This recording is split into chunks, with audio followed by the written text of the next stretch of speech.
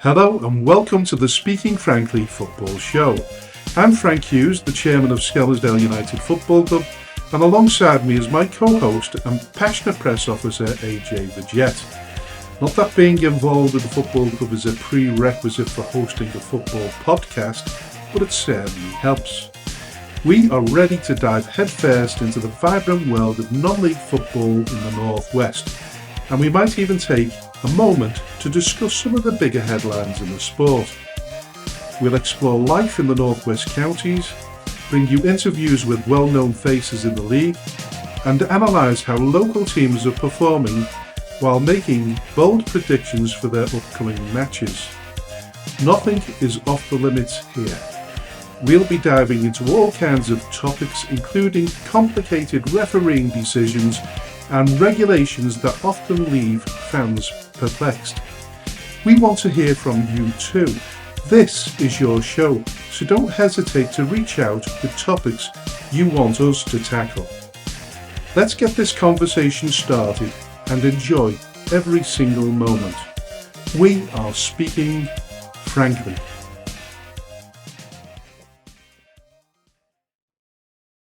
Hello and welcome to episode 9 of the Speaking Frankly Football Show. Who'd have thought we'd get that far? I didn't. No, I did, but I did, but honestly, I didn't think we'd have the response to it that we have done. We are literally getting tens of messages from people saying that you're doing a good job, and I think that's excellent. Yes, welcome to the Speaking Frankly Football Show with the man who's known far across the reaches of Skelmersdale United and Skelmersdale as a town, Mr. Frank Hughes, and the man who's constantly ID'd and asked, "Who are you?" at every single game we go to. That's me, AJ. AJ, yeah. Listen, first of all, the good news is that Farsley Celtic's Lewis Turner, who we mentioned on last week's show, is now out of hospital and back home after suffering a cardiac arrest and is on the road to recovery. Yeah, he absolutely is. So he posted a message on X last week, which I'll read out to you in full. After what has been a really tough week, I am now back at home with my family. I can't thank the medical staff and paramedics enough for treating me at the game, in particular Fraser Bell, Gateshead's physio, who performed CPR on me and saved my life. I have been overwhelmed by the support I received on the night from the players and staff from both clubs, and for all the messages and well wishes me and my family have received. We are so grateful. There is still a long way to go to find out the cause. For now, it is time to rest up, recover, and enjoy my little boy's first Christmas. So we are overjoyed to hear that Lewis Turner is on the mend, and we hope very much that he gets back on the pitch sooner rather than later.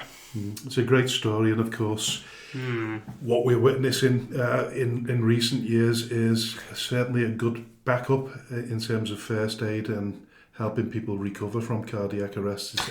Yeah. There's been many episodes on football pitches, far too many. Far too many, yeah, absolutely.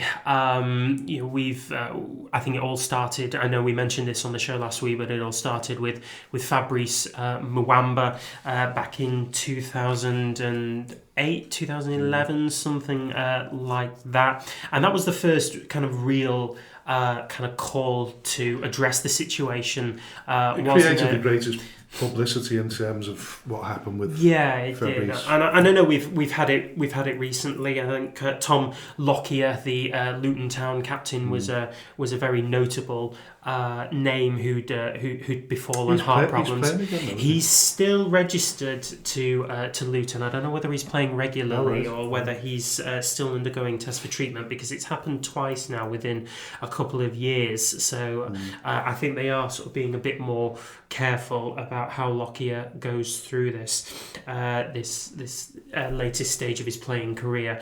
But it's good to know that it's been addressed all the way up and down the Football League pyramid, and that there are things in place to be able to prevent this kind of thing happening, as was addressed for Lewis. Do you think it would help if they were all required to have medical checks? Yeah. Or is it far too expensive at that level to implement? I think I know that defibrillators are quite expensive machines, even though they are quite straightforward to use. I've used one in training, and it literally talks you through how to use it. I think implementing them across the globe, or certainly in Britain, is quite straightforward. I think a lot of people will be very onto it. But I'm talking more specific to medical checks. I mean, if you're a taxi driver, you have to have a medical every so often. I don't know whether you certainly don't have to have a medical at non-league level, do you? No, you don't. And I think that can be a little bit dangerous. But I mean, how often are we seeing these kind of medical issues? I know that this one regarding Lewis is a big one, and he'd probably have much more of an opinion on this than we do. But for me, I think it would be very costly to try and implement this. Yeah, probably. Listen, on the flip side of good news, really upsetting news to report, Barton Town's goalkeeper James Hitchcock has sadly passed away following a head injury, not related to football, I hasten to add, but sadly due to an assault that took place in York on Sunday, in which a man has been arrested and charged with murder and affray. Very sadly, our condolences must go to the family and friends at this genuinely heartbreaking time. Yeah, absolutely. He's actually sort of from my neck of the woods, really. He was playing in Cottingham, and he's played at Bridlington Town. I think he's been down Derbyshire way as well. He's played for a fair few clubs, but I mean this kind of nonsensical violence. It's cost a man his life. A family man from what I gather. He's a very well respected, very quiet individual who just wanted to play football, it seems, and it's such a senseless way for him to pass on. And even more sort of poignant, given the fact that it's so close to Christmas as well. Yeah, absolutely. So we do send our condolences to his family and friends. Most definitely. Now, two of our previous guests went toe-to-toe at the weekend in the third round of the FA Vars. Certainly did. The shape of Davy Jones and Kev Towie. As predicted, it was a tight affair. That was settled on penalties, I think. We even predicted that as well, didn't we? Yes, we did. I said they'd win. You wanted to flip a coin. And I went for Ashton in the end. You did, yeah. But I mean, we said it'd be tight. We really did. I mean, they've contested, 2 draws? 2 draws and, a victory to Ashton Town, didn't they? Yeah, absolutely. Yeah. Congratulations go to Davy and Everton LR on this occasion. Yeah, very much so. I mean, I watched the highlights of the game. They were pretty extensive. I think Davy will have a lot to look back on that game. Ashton had a lot of the ball, and they had a lot of time and a space in which to use it. And I think Davy will be looking at that one in particular. He'll also be looking at the amount of chances his team had down the other end, which they didn't put away for one reason or another. I think if you ask Davy, he may sort of say that it should never have got to penalties, and that his team could probably have been 2 or 3 up by the time Ashton had equalised. Yeah. But listen, commiserations go to Kevin and Ashton Town. Like I said in the previous show, it's such a pity that they had to meet then.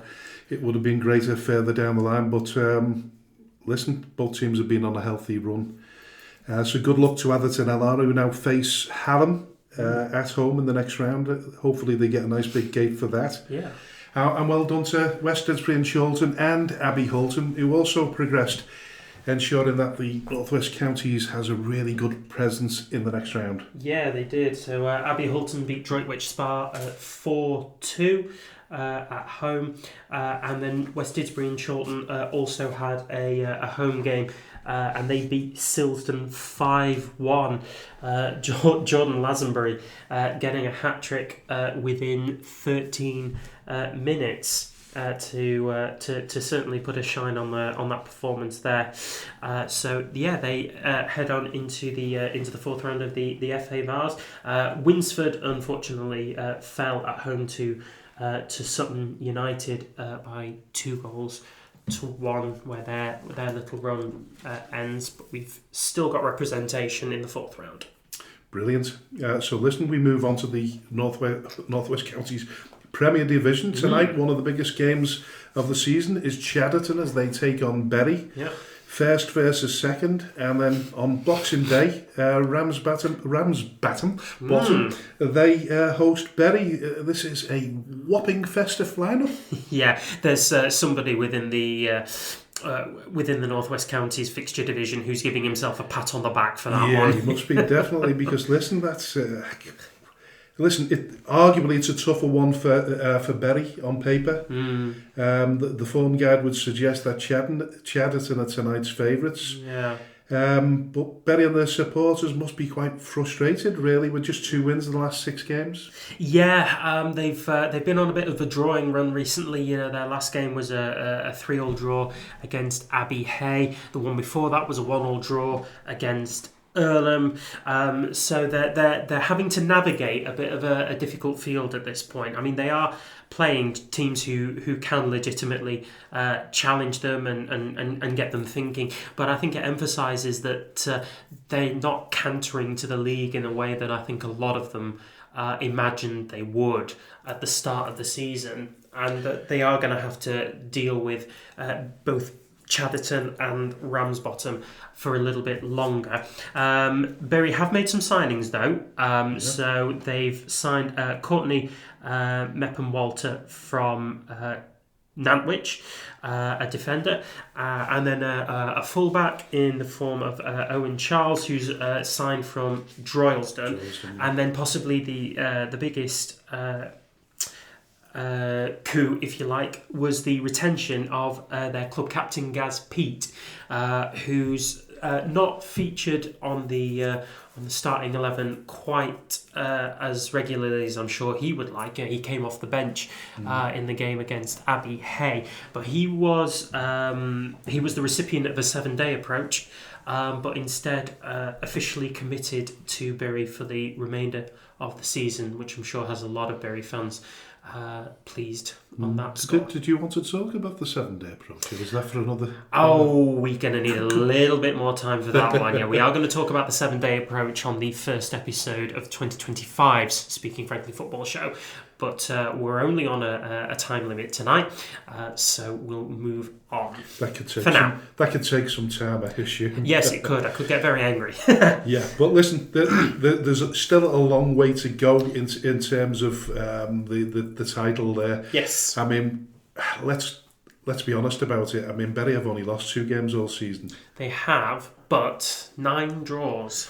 9 draws seems to have been the Achilles heel there. They've drawn more games than anyone else. But, you know, that kind of form that they showed in the early part of the season, most of the season, to be perfectly honest with you. Yeah. If they could carry that into the second part of the season, we're already in the second part of the season. We really are. Post-Christmas, then...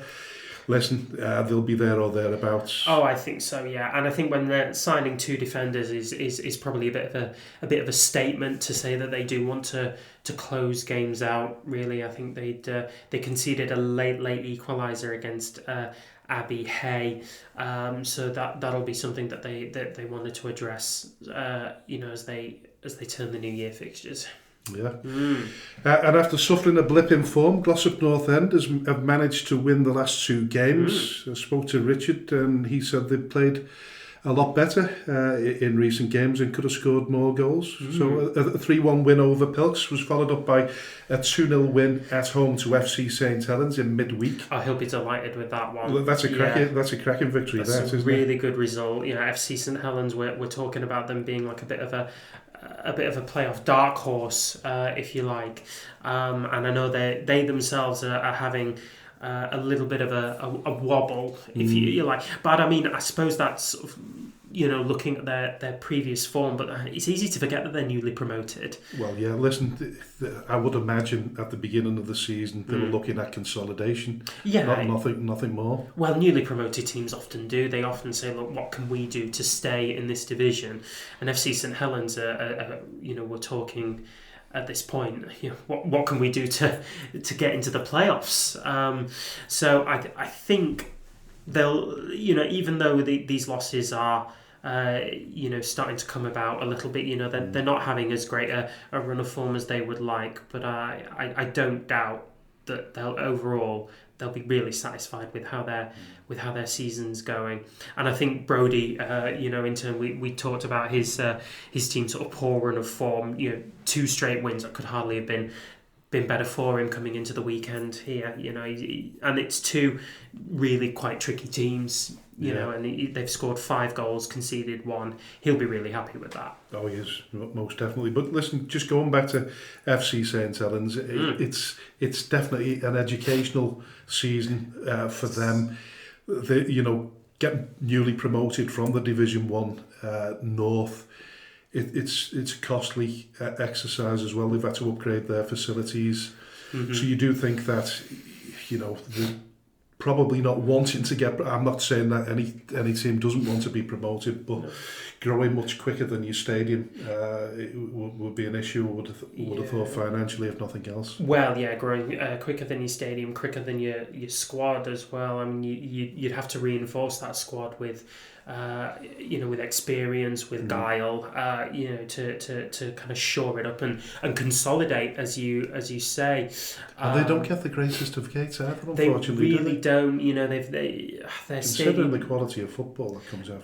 Yeah, absolutely. But they're setting up in a rugby league town. Unfortunately, I think it seems that more people would sooner turn out to see St Helens rugby than St Helens football, which can prove its own double-edged sword. What do you think of rugby yourself? Like rugby. I do like rugby a lot. Oh, right. I prefer union to league, but around here, I mean, it's all league, isn't it? You go down the East Lancs, you've got about 6 top division teams, and then if you go a little further, you've got Widnes, who were a top division team at one point or another.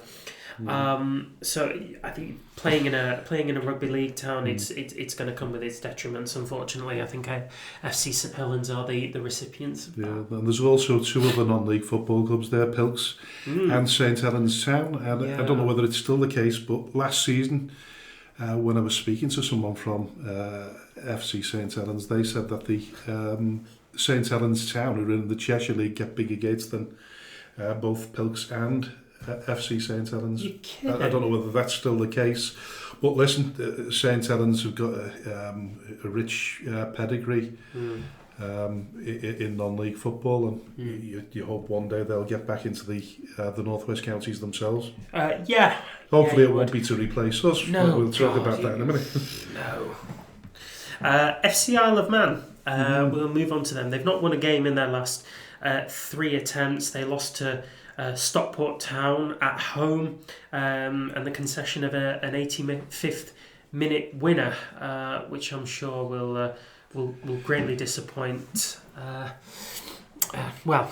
Everybody on the Isle of Man, really. I was going to point out the gaffer, but actually, when you think about it, I don't know whether much else goes on in the Isle of Man after 6 o'clock when they kick off on a Saturday night. I doubt it very much. Everyone's sort of honing in on their fix of non-league football, as they rightly should. Yeah. And listen, Padding, they're making a charge for the playoffs. They've won 5 out of the last 6 matches. And they have enough games in hand to go 3 points behind Ramsbottom. I didn't see that coming. That's preposterous. It's incredible, isn't it? But it is. The form table doesn't lie. The third in the form table, and they just sneaked behind FC Isle of Man. Like I said, they're having a poor run of. They're having a bit of a bumpy run, aren't they? But they've chosen a decent time to kind of get in ahead right now. I mean, they're still technically just outside the playoff places, owing to the it's 2 teams that get promoted, isn't it, from the Premier Division at the end? One through autos and then one through playoffs. But I mean, we're halfway through the season, but you'd love to think that as many teams as possible could still be fighting it out for promotion or the playoffs, really. So there's Bury, who are second on 57 points, and then you've got Padiham on 44. So that's just a 7-point gap between 2nd and 6th, and that's not counting the teams who are sort of 2 and 1 points behind, which stretches them all the way down to 11th. So what a finale to the season we could have. But I mean, particularly, it's this triple header from the doubles, if you like, when Bury have to face Chadderton and Ramsbottom within just a couple of weeks. Yeah. And at the bottom of the table, no changes whatsoever. Prestwich Hayes, Cone and Squiresgate not having a game over the weekend or during the week. No. So we move on to, because we always do, we go to the Division 1 South before we visit our division. It's the only shock was the result of Foley Mere 3-2 win over Asheville, but they left it late. Yeah, they really did. I mean, we talked about Foley Mere having a new change in management. And, they had to navigate a couple of really sort of tricky fixtures first. I think they had to play Stafford Town in their first game and sort of comprehensively beaten. But they seem to have found a foot there, and certainly enough to beat Asheville, who were in for the playoffs right now.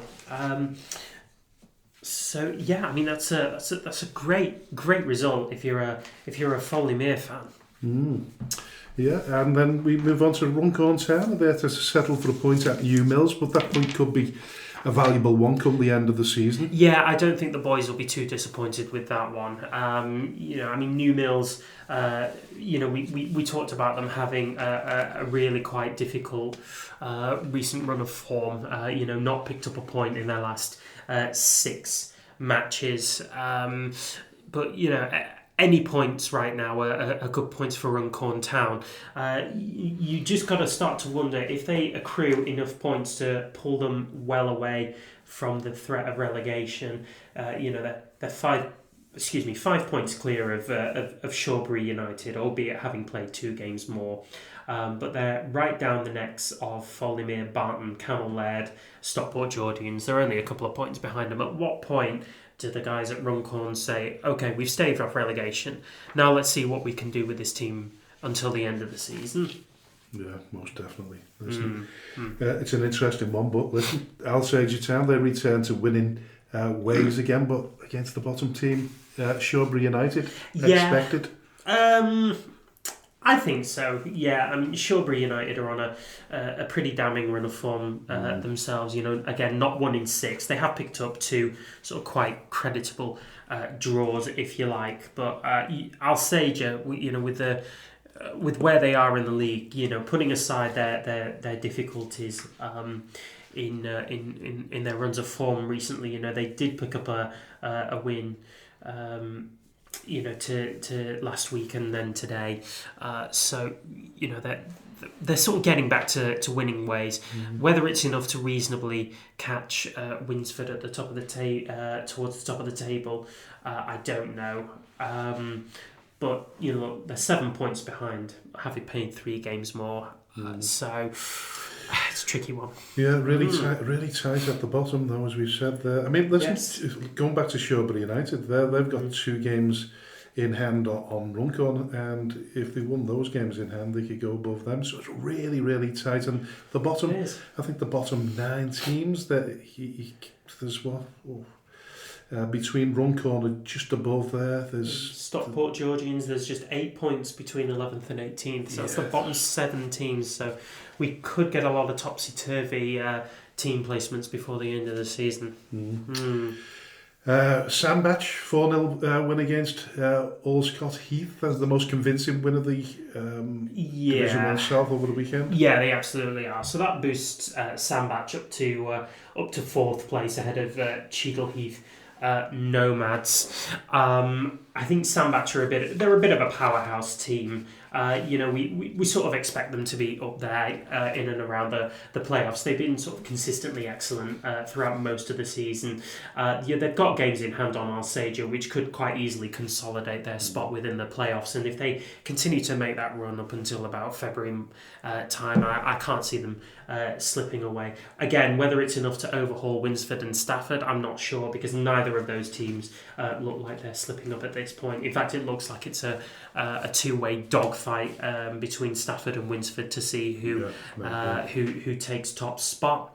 But there's no change at the top because both Stafford and Winsford had cup commitments, I believe. So. Yeah, they did. So if you were Alsager and Sandbach, all you were thinking of was just getting that win to try and close the gap as much as you could. So it just makes for a bit more of a interesting 2025 as far as the top's concerned.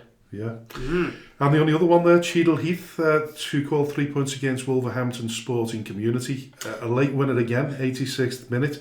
Really disappointing for Wolverhampton. Yeah, they were on an all right run before last week. They were unbeaten in their last 4 games, but they had a quite a convincing defeat last week, and then this week was just one of those kind of cruel fixtures, if you like. Football is cruel, and then to sort of lose the game in the 86th minute, that's just frustrating. It really is. It leaves them still second from bottom, having played a game more than Shawbury, and still again very much in that mix. A point would have made them feel a lot better. Yeah, we'll obviously come to the fixtures in the final part of the show and give our expert opinions on what we think the results are going to be. Listen, we tied 7-7 last week. I'll just say that before we go. Oh, did we tie? We tied 7-7. Outstanding. Yeah. I thought you'd beat me by 1, but then I had another look at it. You had another look. And decided. Did you change your prediction? No, I didn't. Oh, good.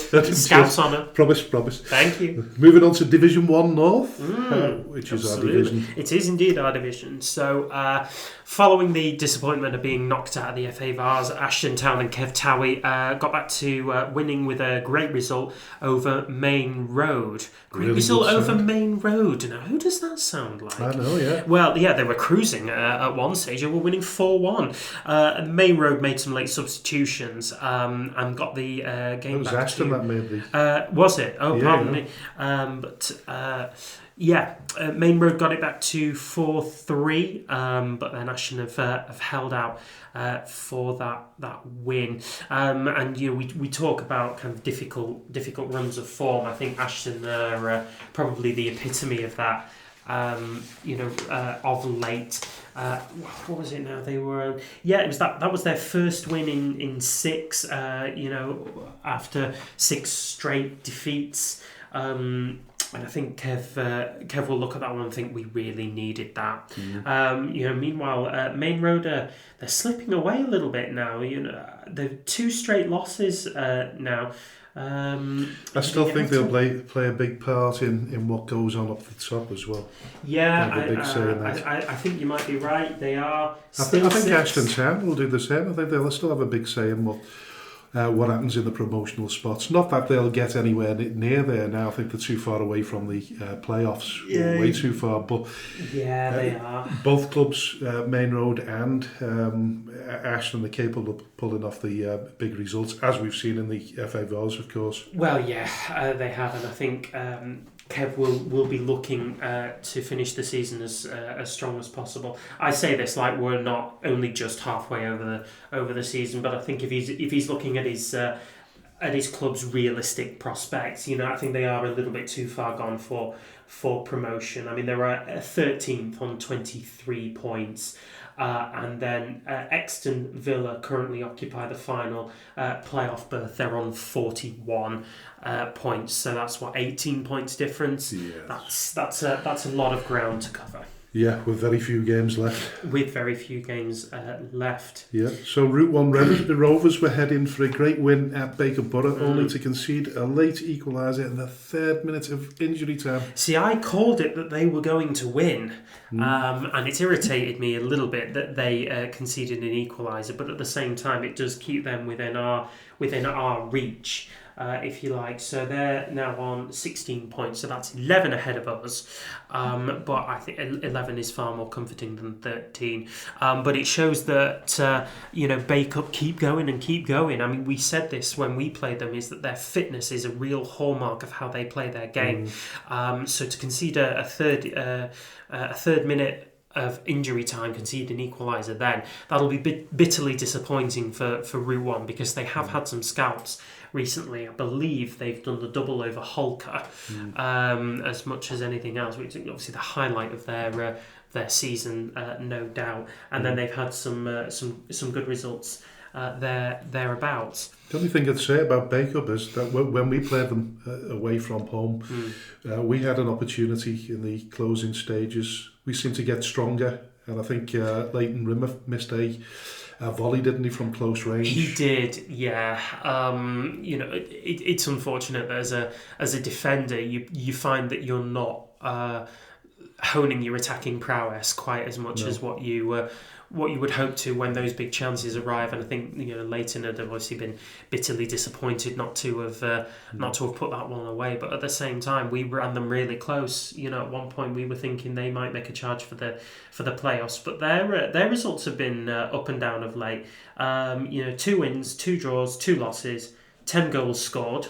And 10 goals conceded. Yeah. So literally nothing to separate from anybody. I think the biggest sign there from what I'm looking at is Bacup either tire towards the end or they take the foot off the gas and are capable of conceding late goals as a result of that. But we'll look at that when we play them on the final day of the season. Yeah.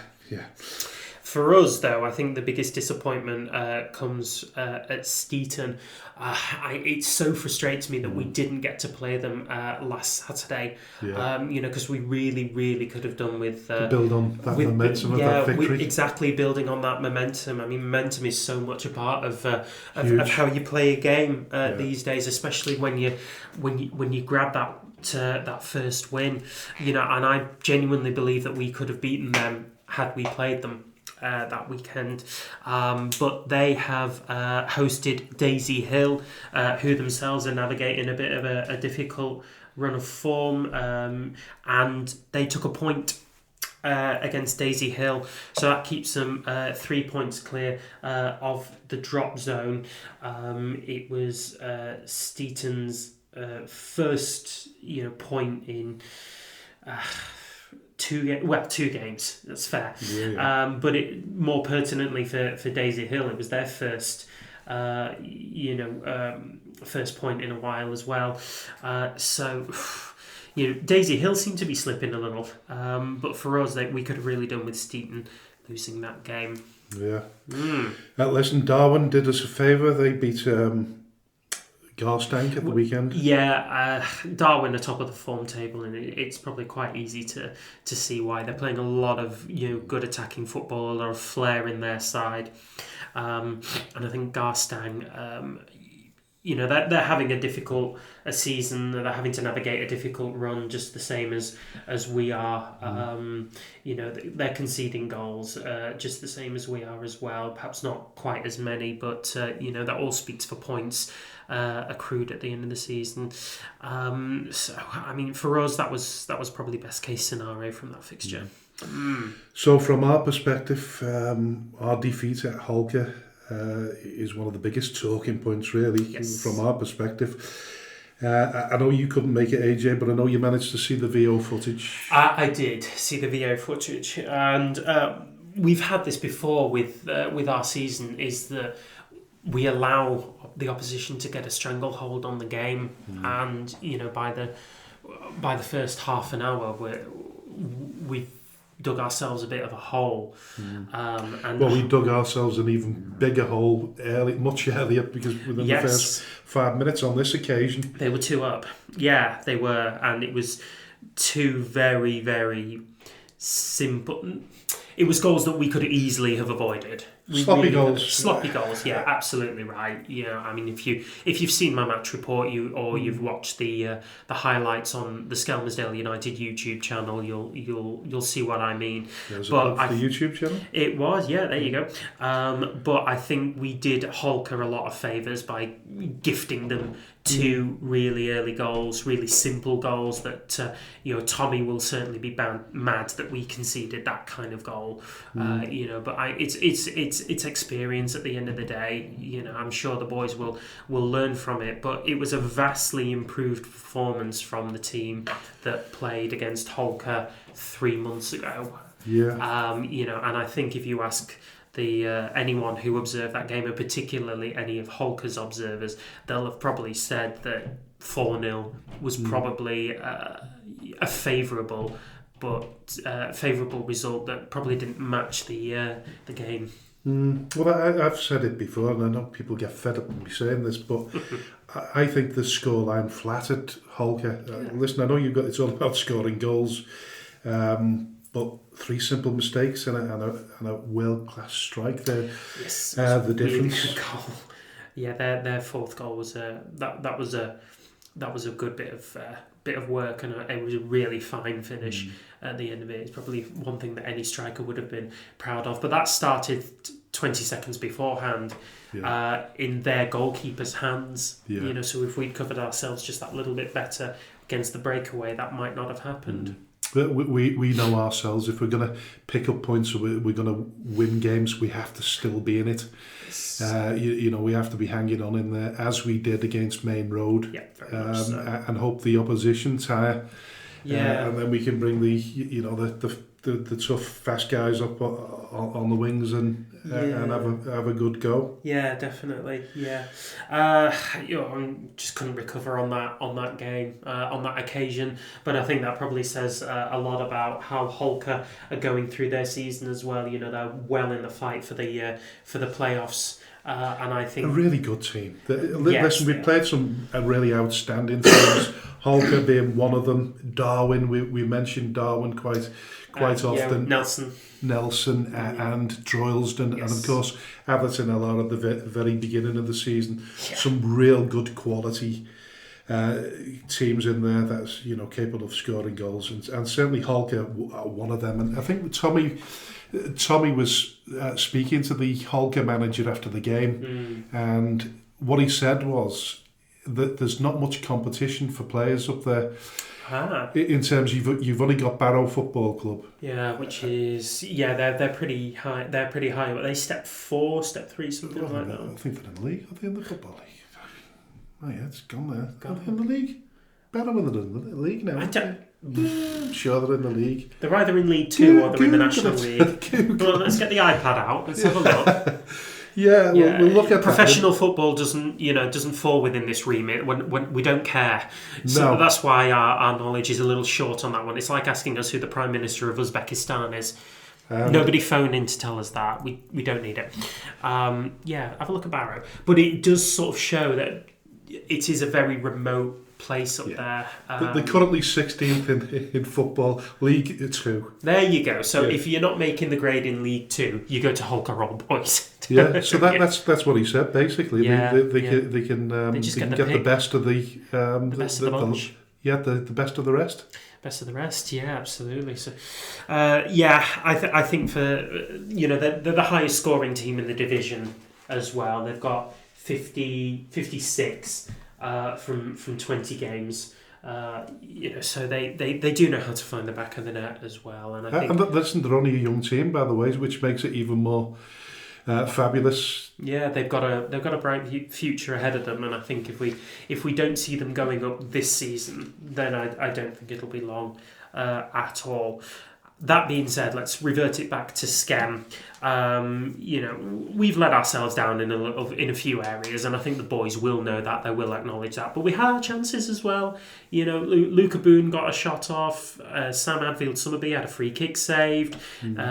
Ruben Denton, as ever, was a thorn in Holker's defence. So we're getting to where we want to be. We really are. And I think this next 4 or 5 fixtures, we've got to play Ashton Town, we've got Maghull, we've got Steeton, we've got Garstang, we've got Route 1. We have big games coming up within the next couple of months, and I think these ones will really kind of turn the tide on our season and with any luck at all get us off the bottom. So an improvement in concentration, discipline, and a bit of prowess in front of goal, and we might start getting somewhere, but definitely I think we're closer to where we want to be. But the 2 holiday fixtures are absolutely enormous. Yeah, McGull and Ashton Town, I believe it is. Yeah. So we'll look to get results out of both of those games, and I think both of those games are winnable. Yeah. Now, I think McGull are navigating a pretty difficult run of form. They were at the very least. I think they'd gone sort of 4 without a win. They have now sort of managed to pull it back, and they've won their last 3 fixtures. But we can still take the fight to them on a day, and as we've talked about Ashton's poor run of form, they are starting to get themselves back together now. But again, we can spring a surprise on them. We've not played them before, so I doubt Kev will take anything for granted. But we can still take the fight to them. Well, that was a full roundup of all the results from the past week. Coming up in the second part of the show, we speak to Mark Halsey, the former Premier League referee. We look forward to speaking to him. Don't go anywhere, we'll be back after the break. Special shout out to all the businesses that support Skelmersdale United Football Club, Origin Sign Company, T&W Garners, 7PDS, Skem Express Cars 5005, Lease Car UK, RNB Auto Centre, SB Skills Solutions and Hey Presto Web Design. Thank you to everyone who donates to the club, supports our race nights, raffles and the lottery bonus ball scheme, and of course the last man standing. A special thanks to those who organise these fundraising events, especially the incredible Lee Davis and Lucas Bergquist. To all who stand by us both on and off the field, we are truly grateful. If you wish to sponsor the show, please contact me at chairman.skemutdfc@gmail.com or call me on 07766 054 548. All proceeds will go to Skelmersdale United Football Club. Thank you for your unwavering support. Welcome to the second part of the show, and a warm welcome to our special guest, former Premier League referee Mark Halsey. Evening, guys. How are we? Not too bad, thank you. Not too bad. Oh, good. It's good to have a guest who's not only refereed at the top level, but has also played the game for 12 years at a non-league level. It's often used to criticise referees for not knowing the game because they've never played. Surely that can't be levelled at you. No, listen. I spent many years playing in non-league football and enjoyed it thoroughly. It doesn't always mean to say that an ex-player is going to make a good referee. That's not the case. You have to work at it. And I remember, many managers were saying I was the 23rd player on the pitch. So obviously, I knew the game as well as the laws of the game. So, and I think that's what come across with me refereeing, because I always gave players a chance, and I think that's what got me my respect with the players. Yeah, absolutely. Looking at sort of referees currently, and at our level in particular, we're seeing what can only really be described as quite a poor standard of refereeing, which I often put down to a lack of fitness. But is this down to the fact that at our level we simply can't attract the right calibre of refereeing? What level are you talking about? Grassroots? Is it non-league? Non-league, semi-professional. What we call step. Are we step 6? We're step 6. Yeah. Yeah. I had this conversation with my brother because he's manager at Ware Football Club in the Southern League. Mm-hmm. So my brother's he experiences it now, and he often rings me up saying the standard of officiating. I think the problem we have, it stems right from the top, where we've got some good young referees at all levels, but it's the way they're managed. It's the way that it's the leadership and direction that's coming from the county FAs, the assessors, the coaches, and obviously the professional game, the PGML, because the PGML are in charge of all referees all the way down. I think because obviously some of these guys that referee are looking to go forward into the professional game, and I think it's all down to the leadership and direction, and the way they talk to the players, the way they engage with the players. And I mean, I think it's a must that the referees must engage with the players. They must talk to them on their level. I mean, listen, when I refereed, that's the shop floor, and players use shop floor language. Referees use shop floor language. I used shop floor language all the time. That's what players understand, and you'll know where I'm coming from. And referees have to get, as I said before, to get that respect at whatever level you're at. It's your accuracy in your decision making and the way you speak to the players. That's how you get your respect. No, you're absolutely right there. I remember speaking to a ref who was talking about a manager who had a really bad track record with officialdom and discipline. And he said that if a 50-50 decision was to be made, it would go against him purely because of his attitude. First off, is there any such thing as a 50-50 decision? And if so, did you have that kind of attitude of going against a manager purely because of his attitude? I mean, for me, that's absolute nonsense. You go out, you referee what's in front of you. Listen, I had many battles with players. I had many battles with managers in my dressing room. We agreed to disagree. But what went on in my dressing room stayed in my dressing room, and I never held a grudge because you went out there, because you were refereeing the level I was refereeing. I was refereeing these guys all the time, 2 or 3 weeks down the line. I'd referee in 1 week, and then 3 weeks later I'd be refereeing them again. Because obviously it wasn't the referees, professional referees. There was only 18 of us anyway. So, for me that's nonsense. You referee what's in front of you. I had great banter with managers and players, and that's what it's all about. Yeah, I made mistakes, and if I made a mistake, I'd hold my hand up, and I would speak to the manager after the game and say, "Listen, I've got that wrong. I'm sorry." Or we'd have a phone call under Keith Hackett when Keith Hackett was in charge. We were allowed to speak with the managers on the phone, and I did speak with managers. Some agreeing with my decisions, some not agreeing with my decisions. So, but as I say, it's important that referees at non-league level have that camaraderie or rapport with the managers and the players. I mean, I spoke with managers at half time. They're not supposed to let them in the dressing room, but if it meant that we got on well and they wanted clarification on a decision or a point of law, then for me that's not a problem. But long as the managers approach the officials in the right manner.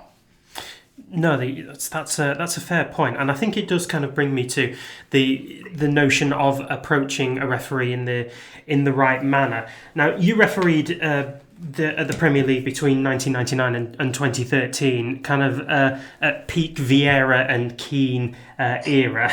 Now, considering kind of the modern day state of the Premier League, do you think that being a referee in that league is harder now than back then? And do you think there are any factors that kind of precipitate the difference? No, listen, look, it's easier now. They've got VAR. I never had VAR. I made a mistake. I wish we did have VAR. But listen, no, for me, refereeing is not science, it's an art, and it's not changed since referees were introduced many, many years ago, 100 years ago. It's the leadership and direction that comes from the management and his backroom team. It's no different to a new manager going in and appointing his own backroom team. And that's something that Howard Webb should have done when he moved into that role. He's inherited a load of, I think, Deadwood that are still there. Wow. And that's my personal opinion. But you can still referee. It's no different. The game is no different for me when I retired in 2013 to what it is now. You can still referee with common sense. You can still give players a chance, but it comes from the leadership and direction of the management. Now, I watch loads of games. Listen, I do columns in the Sun newspaper, and you just watch all the games, and there's like yellow cards are handed out like confetti. I'm sitting here watching this, and I'm thinking, hang on a minute, that's not a yellow card. That's a careless challenge. It's not a reckless challenge. It's a careless challenge. Why are we cautioning players for these sort of offences? Just talk to the players. You've got. When I refereed, I was speaking to the players all day long. on the pit, on the field of play. And my assistants got headache because I never because obviously we're all mic'd up and that because they can hear what you're saying all the time. Yeah. And you've got to have that rapport. You've got to keep on talking to the players because that keeps them out of trouble. And it's not like you said earlier. It's not about the rules of the game. It's about managing the game of football, controlling the game of football. That's what it's about: managing the game, managing the players, managing the event. That's what a referee in a Premier League game is, or any game is all about. Whether you're grassroots, or you're non-league, or you're in the football league, or in the Premier League, or you're on refereeing for UEFA, like I've done for many years. Listen, you mentioned that your brother is managing at where. I'm assuming that they have the sin bin at that level, do they? No, not at that level, no. Oh, no, right. Okay, interesting. What do you make of sin binning, and does it work, and is it something that the Premier League will ever attach itself to? No, listen, that will never come into professional football. Never. My opinion, anyway. I mean, I've seen a couple of games where, they the level they have the sin bins, and for me, the referee has had the opportunity, but he's not taken that opportunity. And then if you don't take the opportunity, then the players perceive that as weak refereeing. It's the same. Whereas if a referee lets a reckless challenge go in the first 5 minutes, or he doesn't, I mean, to stamp your authority on the game, it doesn't necessarily mean a yellow card. If you stamp your authority on the game with challenges, or you think perhaps that's all in between a careless and a reckless. You hit the whistle hard, you call the player to you, and you give him a public rollicking, so everybody sees he's been sorted for that challenge. Now, whether he issues it a yellow card or a rollicking, it's about stamping your authority on the game. So it's difficult. I know players don't make it easy for referees at the moment because they seem to go down so easy. I mean, we've seen it this weekend, I think, with Cucurella, the Chelsea game. I mean, for me, in that situation, if that happens to any referee at any level, and a fellow player trying to get another player sent off for that situation, what a referee should do is caution Cucurella for going down the way he did, for trying to sway the referee, or an act of simulation.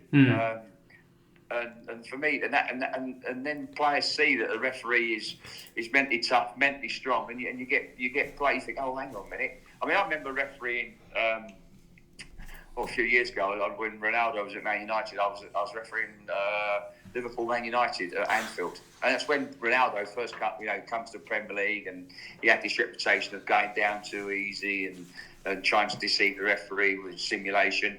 Now, before kick-off, I went up to him, and he was near me, and I just said, "You go down here today, you'll get absolutely nothing out of me." Not in those sort of words, in a sort of shop floor language sort of thing. I said, "You get absolutely nothing out of me." Anyway, we kicked off. The game went in the first couple of minutes. He's gone down easy, and I just went past him and said, "What have I just said to you? What have I just say to you?" And he didn't do it again. He didn't go down easy again all game. and it's about and that's what you need to do as referees, whatever level you're at. You need to engage with the players and let them know that you ain't tolerating it. And players knew whatever level I refereed at, coming through the system, starting on the Sunday League, going into the Hearts County League, going into the Isthmian League, onto the National League, and I adopted that level of refereeing all the way through my career, and I never changed. We spotted, and it worked for me. Yeah, we spotted Hoyland at the weekend going head to head with Kyle Walker, and Kyle Walker going down to ground very dramatically. You must have laughed at that. Well, yes. And that's what I'm saying. I mean, what a referee in that situation. Caution. I think they both got cautioned anyway. But remember, I think it was the first game of the season. I think it was at Newcastle. Was it Charlotte got sent off for a similar thing? He got sent off. I think was it against Southampton? I can't remember what the game was. But he got sent off for a similar situation for what Walker and Hoyland done on that game. So you're looking at inconsistencies in actions of. I mean, for me, I thought that Shah should have just received a yellow card. Both a yellow card. The way I think that the opposition player went down as well. I can't remember who the player was, but as I say, it's about referees, being mentally tough and mentally strong and looking at these situations. Well, our assistant manager, Andy Barlow, he got a 7-match stadium ban for going head-to-head with the assistant manager of the opposing team. 7-match stadium ban seems a bit harsh. Well, yeah, I mean, obviously, that does seem a stadium ban. That does seem a bit. Who was that again? It was our assistant manager, Andy Barlow. What club was that? Well, basically, he's gone head to head. He's put his head into the assistant manager of the opposing team, and he received a 7-match stadium ban for it. And we don't see that. We don't see players going sort of head. Well, we see players going head to head with other players, but we don't see them receiving stadium bans. No, I mean does that come from the FA? Yeah, they're from the county FA. That seems a bit harsh, doesn't it? I mean, is it an adopting aggressive attitude, or is it an act of violent conduct? I mean, if it was on the obviously in the technical area, it really it's an act of violent conduct. So, which for players it carries a 3-match ban. So yeah, that does seem a bit excessive. I have to say, but there again, you don't know what you're going to get out of the FA, do you? You just don't know what you're going to get out of them. No, what we do know is if we appeal it, we do get a lesser sentence, because they recognise themselves that the county FA are dishing out really draconian sentences. So what county FA is that? Liverpool County FA. Oh, bloody hell. No surprise there. Dave Orlick's still in charge there, or Dave Pugh. Well, I better be careful what I say. Well, I have to say, that does seem very, very excessive, I have to say. Was that in the technical areas? Yes. Yeah. Yeah, well, I would appeal that 7-match ban, I have to say. Well, we let it go in the end, because by the time you've appealed, and it at our level, could be the end of the season. Oh, I see. I have to say, that does seem very, very excessive, I have to say. Who's in charge of the Liverpool County FA now? I'm not entirely sure whether it would have gone through the Liverpool County FA or the Lancashire, because it would have been because it happened in Bolton, didn't it? Yeah, it happened in Bolton, so it could have gone through Lancashire. I'm not too sure. Well, no, if it's your player, it'll have gone through. It would have been Liverpool. I think what happens if it's your player and it's go through the county FA, so your cautions would go to the Liverpool County FA. Not does all your disciplinary sort of cautions and red cards go through the FA or the county FA? I think they go through the county FA first. Yeah, that would have been the county FA that put that ban. But I have to say, for me, I think that's very, very excessive. If it happened in the technical area, then the referee should have reported it as an act of violent conduct. Yeah, so, we had it last season when we had Pascal Chimbonda at the club. There was a bit of a melee on the pitch, and he ended up with a 5-match stadium ban, which, when we appealed against it, was reduced to 3, a 3-match touchline ban. Yeah, that's what you should have done with your one. That's I have to say that's very excessive, but anyway. But listen, yeah, it is what it is, and it is unfortunate, isn't it? I have to say. You talked about the referees stamping their authority on the game, but at the same time we're seeing an increase in the amount of assaults, physical contacts and threatening behaviours that referees are being subjected to all across Britain. Do you think that what kind of steps do the FA need to take to ensure better protection for referees? Well, I think the county FA, obviously grassroots, it starts with the county FAs. My worrying thing is the number of young referees, the 14, 15, 16-year-olds that are being verbally abused by the parents. That's ridiculous. And it is absolutely ridiculous. And for me, I think the county FAs and the clubs have got a responsibility to those young referees. And for me, I think as soon as that young referee enters the ground, then there should be the home club should be responsible They put someone with that referee that looks after him from the moment he walks through those doors to the moment he leaves. And if there's any sort of any problems from the players, supporters, not the players so much, the supporters and the coaching team, then they should be dealt with by that home club.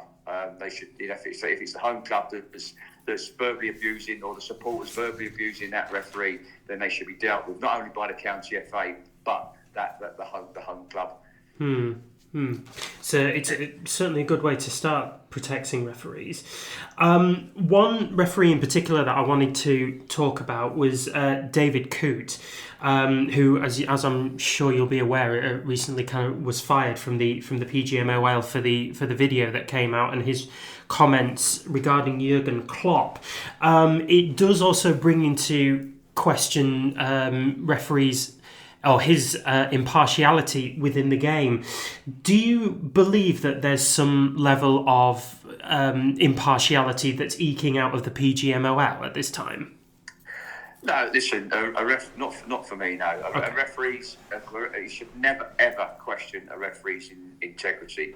You can question his competence of his performance, but you can never question a referee's integrity. Now, listen, we've all done that. We've all slagged off players. We've all slagged off managers. We've all done that, haven't we? We've all done that. Just not being filmed, doing it. That's just got that exactly. I mean, he's been naive.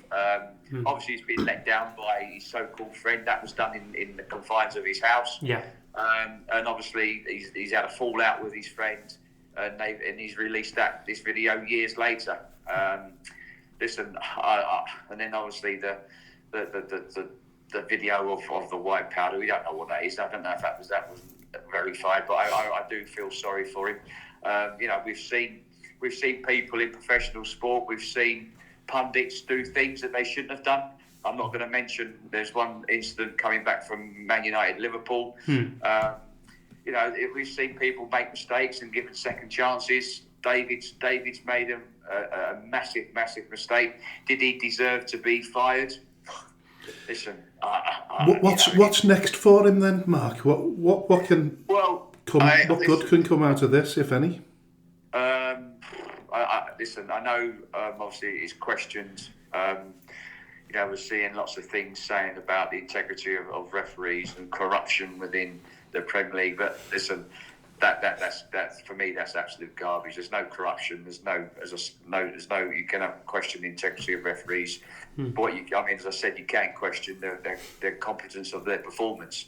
Listen, I have to say it's not helped referees, but sometimes we don't help ourselves with things that go on the football pitch, and with our performance and inconsistencies of performances, and obviously the involvement of VAR. Sure. When you're going back to your own refereeing days at the top level, I mean, we're seeing this now, and I think we've seen it for as long as the Premier League's been in existence. Really, is that when you blow for a decision that may seem sort of contentious or 50-50 in inverted commas, you're immediately surrounded by players screaming in your face, shouting at you. You can hear the roar of the stadium from the fans. What's going through your head at that point? Listen, I can't repeat what I'm saying on this. Listen, you're always going to get players perhaps questioning decisions. I mean, players will do what they can to get what they can out of referees, and that's and as I say, I've got to be honest with you. Throughout my career, I didn't get surrounded that much. But when they do surround the referee, then they get charged by the FA for the clubs for failing to control their players. Yes. But as I said, if you're engaging with the players, you're engaging with them all, you're talking with them throughout the game, and they have that respect for you because you're accuracy in your decision making, they're happy with that. I mean, if they're not happy, it's like we go back earlier when we said about stamping your authority on the game. If you let a challenge go in the first 5, 6, 7 minutes, and the player thinks you've not given the free kick, and he thinks, oh right, okay, then I can do that, and that's where where you've got to. I was talking about stamping your authority on the game. If something happens in those first 10 minutes, you've got to do it, because if you don't, it jeopardises your control. You most probably see this on in your games. If you don't, players would take the law into their own hands, and that's when you've got to be fully focused and fully aware of what is going on around you. Or if you see the 9 and 5 have a little tussle, you've just got to be aware of what's going on around you. You say, "Oh, boys, I've seen that. Hey, cut it out. I've seen that." and you get on with the game. And they think, "Oh, hang on, we've got a referee today that don't miss much." So it's listen. As I said before, players don't make it easy for referees, but at the same time, referees have got to have a little bit more. Not what I say, common sense, but understand players' frustrations, and just give them a chance. Sure, no, that's fair. There was a point made by Mike Dean this week when he was looking at the Manchester derby, when Ruben Diaz blocks off Rasmus Højlund. He's asked if that's a penalty, and Dean says not in a game like this. What's your interpretation of that? Well, listen, I can only speak for myself. I never refereed games like that. I refereed wherever I refereed, whether it be the Premier League, Championship, League One, League Two. I went out and refereed, the same way. And for me, it's a stupid comment. It's a stupid comment to come out with, because for me, that was a penalty. It was a penalty. Given in real time, no one would have argued. Was it a clear and obvious error for VAR to get involved with? You could say yes. So to come out with that comment, you don't give that in those games is nonsense for me. You go out, you referee a game, you referee your best of your ability, and you give it as you see it. And I saw that and I thought it was a penalty straight away. But I was surprised to hear the comment, and I was surprised to hear the comment from Dermot Gallagher when he said he went down too easy. I think just put you in the spotlight here then, Mark. Who was the most difficult player you've ever refereed? Difficult player? Yes. I don't know. I mean, listen, there are many players that would, have a go at me, and I would have a go back and give as good as I got. But there was one player that always moaned at me. Listen, he's a great lad. I worked with him out in Doha with BN Sports, and the person I'm going to say is Craig Bellamy. Really? All right. Just for being in your ear all the time. He never stopped moaning.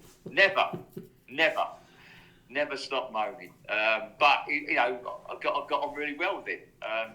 But there's some tough players out there. I mean, you've got Steven Gerrard, got on well, Patrick Vieira, Scholesy, Roy Keane, Alan Shearer. I mean, all of this. There's some great players out there. They're all, listen. Players would do what they can to get what they can out of you, and it was down to myself to say yes or no, or get off my back, leave me alone, or hey, you're moaning about my performance today. So what about that pass you just made? Get off my back.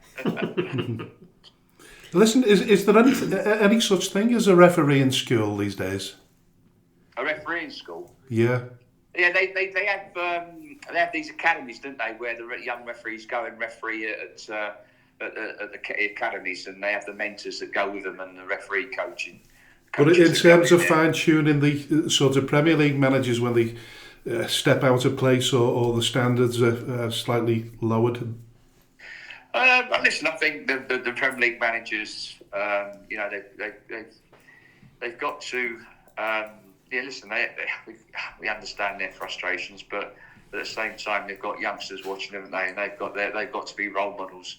I mean, you look at the amount of the millions of people around the world that watch the Premier League. It's the most watched league around the world, and managers have got to set example. Managers and players have got to set that example on the field of play and off the field of play. These youngsters go and replicate the next day on Sunday morning, don't they? What they're doing, or if they can get away with it, we can go and do it on a Saturday or Sunday morning. And that's where referees have to come in and, sometimes be tough. So the referees have got to be tougher sometimes. and then sometimes be a little bit of bit of understanding of players' frustrations. Yeah. Listen, finally, what rule would you change, or what rule would you bring into the game that might help?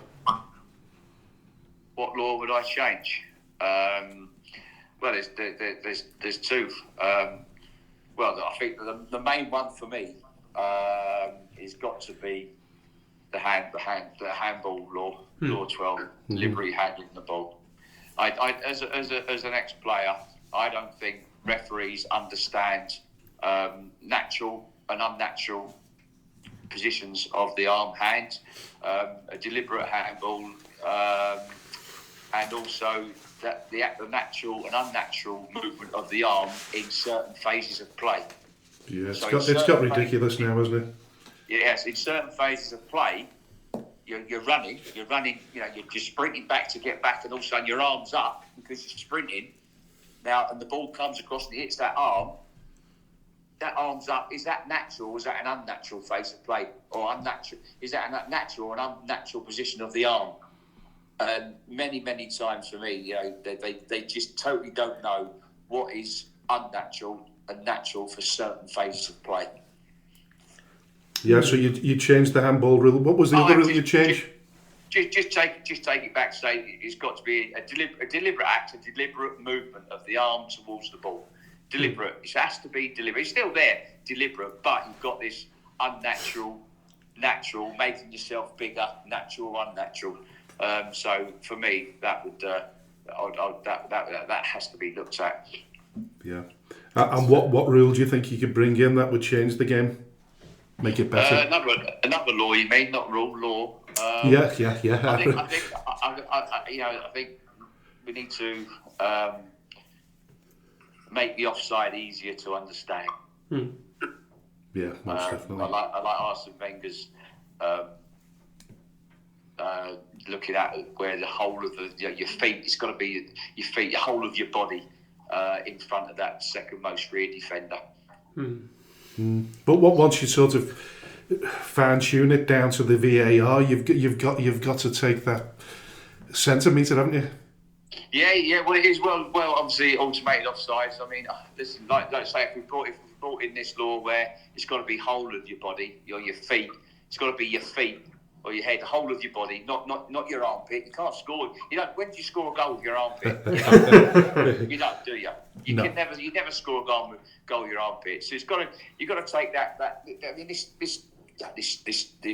t-shirt line above that, you can score with it above the t-shirt line of the arm, and you can be offside with that. It's nonsense. It's nonsense. So I think that there's two that we can look at, and obviously VAR. We've got to the time we're looking at incidents with VAR. If you're looking at 2, 3, 4 minutes. Now, if you're too forensic, you can find whatever you want to find in looking at an incident for 3 or 4 minutes. So for me, if you're looking at an incident, you're looking at it 20. When you see an incident and you look at an incident, a penalty shout, you look at it straight away, you think, oh, that's a penalty. Or you look at it, you think, oh, I don't know about that. So if you're spending more than 25 seconds, 30 seconds looking at an incident, then it's not clear enough error. Get on with the game. It's a good observation. That's fair. Yeah, great. Listen, it's been absolutely fabulous having you on the show. Really thanks very much, Mark. You're welcome, guys. All the best. Take care. Have a Merry Christmas to you and all your listeners. And all the very best to you. Take care. Thank you so much. Bye now. Bye now. Take care. Bye-bye. Special shout out to all the businesses that support Skelmersdale United Football Club, Origin Sign Company, T&W Garners, 7PDS, Skem Express Cars 5005, Lease Car UK, RNB Auto Centre, SB Skills Solutions and Hey Presto Web Design. Thank you to everyone who donates to the club, supports our race nights, raffles and the lottery bonus ball scheme. And, of course, the last man standing. A special thanks to those who organise these fundraising events, especially the incredible Lee Davis and Lucas Bergquist. To all who stand by us both on and off the field, we are truly grateful. If you wish to sponsor the show, please contact me at chairman.skemutdfc@gmail.com or call me on 07766 054 548. All proceeds will go to Skelmersdale United Football Club. Thank you for your unwavering support. Welcome to the third and final part of the show, and thank you very much to former Premier League referee Mark Halsey. Absolutely fascinating interview with him. Yeah, that was a really good insight into top level refereeing. I don't think we've actually ever interviewed a referee before, but they are so much under the microscope. I interview Gordon on a regular basis. No, you ask him for lifts, you ask him to pick things up, you tell him where he needs to be. It is not quite the same as interviewing a Premier League referee. And I think what's interesting is that there's not too much difference in opinion between Gordon, an ex-referee at a lower level, and of course Mark, who's punched his weight at the top of the game. Yeah, I think they're on very much a united front, aren't they? Really, they're under the microscope so often for decisions that they make, and for the most, differences of opinion are quite few and far between. But they all sort of appear to be on the same level in regards to player behaviour, dissent, sin binning. The kind of the controversial topics, if you like. They're all on the same wavelength there. Listen, we didn't get time to really mention everything that we were going to discuss because we could have been here all night. We really could have done, but Mark only had half an hour and he was in Spain and he was going out, so who are we to stop him? Yeah, it's weird, isn't it? We're talking to somebody in Spain. Swindon Town's manager Ian Holloway, he's a character and a half, isn't he? And the rest. Now it raises the question about managing anger in challenging situations. Yes. We all witnessed him having a pop back at the supporters. Not the first time that managers and fans are getting involved, getting into a heated discussion. I mean, he's been given a bit of a challenge. Swindon not doing well at all. They're a bit adrift down at the bottom. They've brought in Ollie, who is, I think he's been out of the game for about 5 or 6 years, since he last managed at Grimsby. Is he up to date with with how the game's played these days? I mean, I know that makes him sound like he's been out of the game for 2 decades, but football changes so rapidly. Is he struggling to turn the tide? I think we know it. Swindon Town have limited resources. There's absolutely no doubt about that. So in terms of player budgets, they're not going to particularly fare well. But he's not doing a particularly bad job at the moment. He's only just come in, and I think he's sort of created a little bit of balance. But what he said was that he felt as though the supporters judged them too harshly, and that he could see a lot of good in what was going on. And what he's saying is, listen, you've got to, as supporters, you've got to get behind the players. You can't keep treating young players the way you are. But listen, it opens up the question about how far supporters go and how far managers can go in return, and players as well, because we've seen it was a weekend of discontent, to say the least. I think Ian Holloway's got a duty of care to his players. That much is absolutely unquestionable, and I think he will absolutely defend his players, and he'll defend himself to the hilt at this time. It's a pressure ball situation, isn't it? It is a pressure ball situation, but at the same time, I think Swindon Town's fans have to be a little bit, generous in the time that they're giving Ian Holloway. It's not a quick fix situation. I don't think any manager coming in at this stage of the season is going to turn things around immediately. Ruben Amorim certainly isn't. So they've got to give him time. He's experienced enough and he's smart enough. He's managed at the top level with Blackpool. He's done extremely well with teams like Leicester City. I remember he managed them in the late 2000s. He did really well there. So give him time. But at the same time, I don't think it helps anybody when Ian is remonstrating with fans to the extent that he was. I think it's all fine and good to say it within the confines of a press room, but to actually remonstrate with them is just dangerous. And I think it sets an unfavourable precedent for a crowd manager interaction that could easily boil over.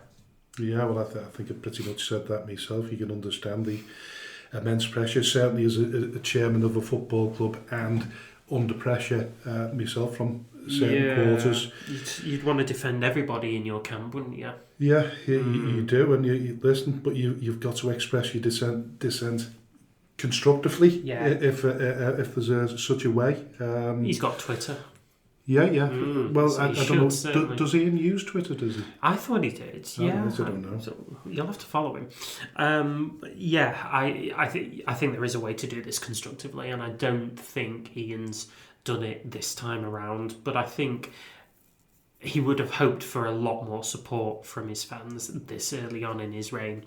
Most definitely. Disappointing from Swindon Town's fans, if I'm honest. It was interesting to know what Mark's say was on Andy Barlow's 7-match stadium ban. It was excessive, which we've always said all along. Yeah, we really have. Maybe it was kicking myself a little bit that we didn't not appealing it. Yeah, I know. I think Andy will.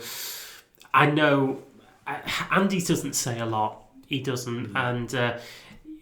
It was incredibly rare that kind of act comes out of him, and I can understand it. You know, the team are sort of 4-5-0 down. He hasn't got Tommy with him. He hasn't got Andy Gray with him. He's completely on his own in that dugout, and he's got to make every decision without talking about it to anyone.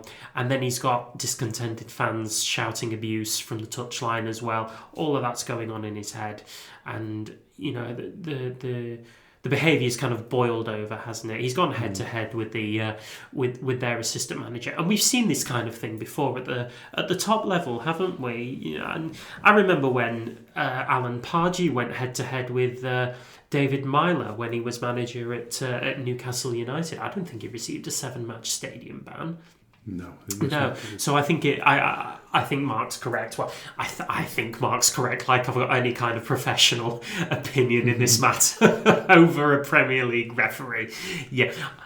So listen, we've seen some really strange incidents. Windsor and Eton at Milton United. Oh wow, that was heavy. Growing tensions in the amateur non-league game. And you know, one match ultimately abandoned due to a spectator's refusal to leave. Yeah, the incident's been kept a little under wraps, really. So we've not heard of just exactly what the spectator has done to cause, to cause him to be asked to leave. Because your thinking was it could have been one man and his dog. It really could have been, that he'd taken his dog to the game, but we quickly found out that wasn't the case. With our cutting edge investigation into the game. Yeah. It wasn't due to that. We have no idea why, but that kind of responsibility then falls on the home club to escort him out of the ground. And I think that's where amateur teams fall desperately short of volunteers and bodies who can affect this kind of direction. Whatever it was that he's done, it's serious enough to have caused him to be kicked out of the ground. But refusing to leave just takes the power immediately out of the team's hands, the referee's hands. And unfortunately, it's just left a really sour taste for all concerned. Did you see much of the footage at Windsor and Eton? That seemed to spill over into what you would assume was the entrance to the changing rooms. Was there melee there? I didn't see it, no. Not much has been mentioned since either. No, they've sort of kept it all under wraps again. The recent abandonment of the match involving Barkham FC due to a referee being punched. That's incredibly alarming. To say the least. Yeah, absolutely. But Barkham were winning the game. When this happened, but the sportsmanship displayed overshadowed the game itself. And very unacceptable behaviour from the opposition. The club expressed shock and staunchly supported the referee, who it was pointed out had an excellent game. And in fact, our guest, Mark Halsey, actually contacted the club to ensure that not only the referee was well looked after by the club and that they were in constant communication with him, but also that the matter had been reported to the police, which I believe it was confirmed that it had been. Was this a player that had punched the referee? I believe so. Yeah, right. I believe so. Which outlines, the kind of intimidation that referees are facing, and then it spills over into absolute violence.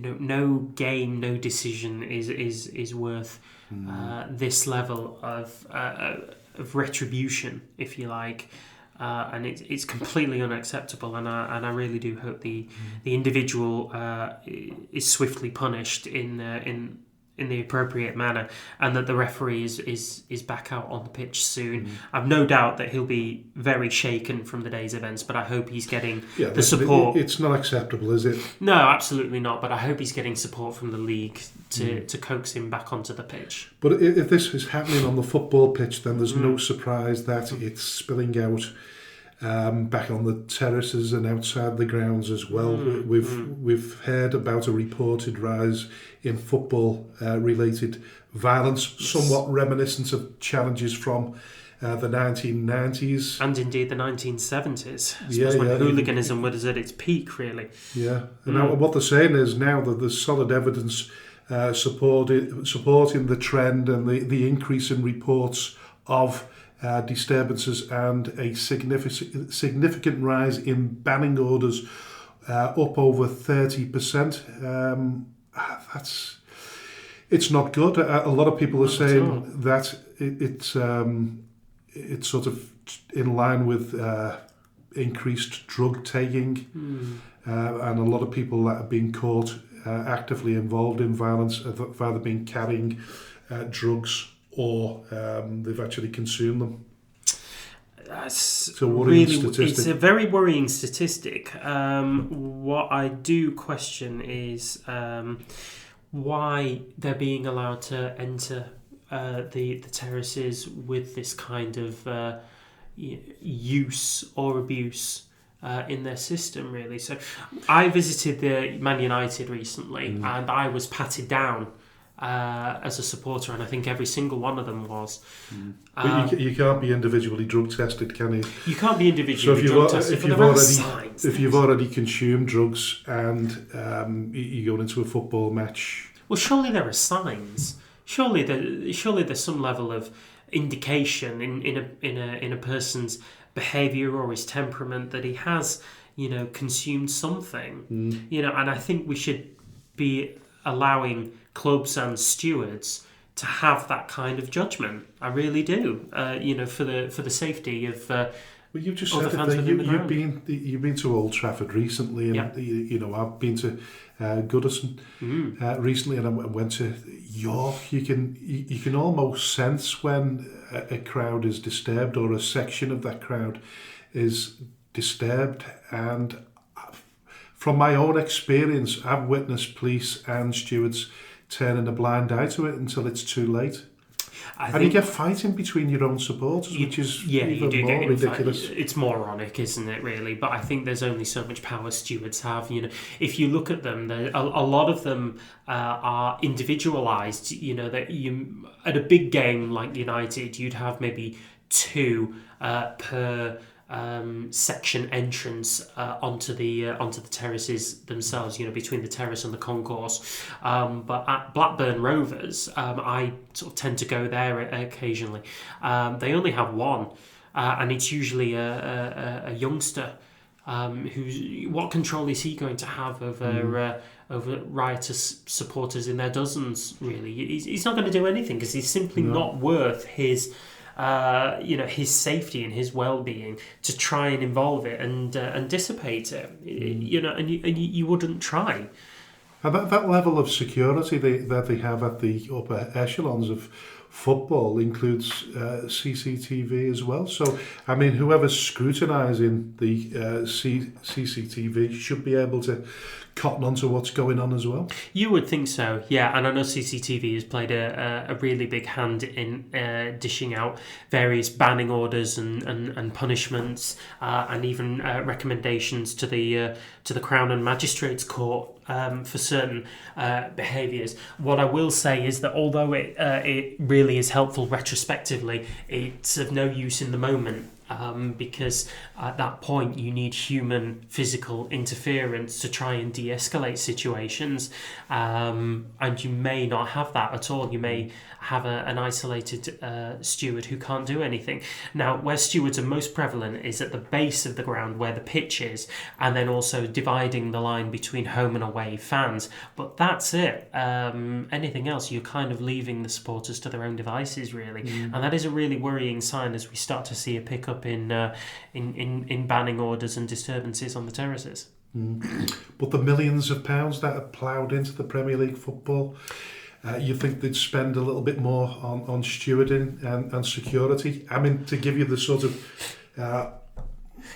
opposite of that, Bury Football Club and last season, the difficulties that they had, and early on this season with crowd trouble. Obviously, nobody wants at our level to be forced into high cost stewarding and policing costs. No. But certainly at Premier League level, where all that, ridiculous sums of money are paid, £300,000 or £400,000 a player per week, then you think that they'd spend a wee bit more on their security as well. But listen, that's not an excuse for bad behaviour, but it obviously really is a reason. But listen, it came out in going back to the football itself on the field. We had the annual grassroots disciplinary review of the 23-24 season, and just a few sort of overview. These are allegations, season comparison, number of collective serious case allegations, 4,277. Number of collective serious allegations in the year before that was 3,636, which sees a 17% change. It's gone up. Now, a number of discriminatory allegations, 2,586 this season as opposed to 2,078 last season. That seen an increase of 24%. And listen, you if you look close at this, and this is like a 31-page report, it doesn't read well. No. And it's a worry. But goes back to what Mark was saying before. How many of these cases would be reported, with good refereeing? And we certainly know at grassroots level, the standard is far lower. The standard is low, and we have bemoaned the standard of refereeing at times. But they're incredibly isolated figures in their own right, really, and it's got to be so tough to not lean with the crowd and with the noise. Even at our level, I can only imagine what referees at the top level are trying to go through. I should imagine with VAR it's probably a little bit easier, but at our level, they can cut really isolated figures, and they probably have to make a very split-second decision. And maybe the standard is poor, but I suppose we can maybe even count ourselves a little bit lucky that we are still getting referees turning out each week. But like I say, it's not good reading, because violent conduct is up 14.8%. No. We should emphasise at this point that refereeing decisions are never ever a reason to turn violent at all. No, most definitely, but I'm definitely from the Mark school of thought in terms of the referees could help the situation. By stamping authority and establishing good relationship conduct with the players. Yeah. And of course, these views are independent views and not the views of Skelmersdale United Football Club. I'm hasten to add. This is also correct. Just two idiots with a microphone. Yes, two idiots that could cause a storm. We could cause a bit of a storm in a teacup or start an argument in an empty room. I think we have done before as well, so we won't go into that. Listen, we're going to move on to this weekend's fixtures and, of course, our predictions. Yes, we are. Nobody's weekend is complete without AJ's and my own predictions. Exactly. This is what you all come here for. Yes, this is the cutting end. This is the meat of the show. The meat of the show, yeah. I'm a vegetarian, so that doesn't work. But anyway. Well, as we said, Chadderton entertain Bury tonight. Yeah, they absolutely do. It's played at the Avro sports facility and not the Bestacare Stadium. That is an incredibly tight game, and it's probably one of our more difficult games to call, really. It's got the hallmarks of a draw when you consider, we've mentioned Bury's, the 9 draws, is it in? It's 9 draws in 27 games overall. Yeah. As far as their sort of most recent run, really, they're 2 wins, 2 draws, 2 losses, 16 goals scored, but 13 conceded, which is probably, again, why Dave McNabb's taken the decision to bring in 2. Shore up the defences? Shore up the defences, absolutely.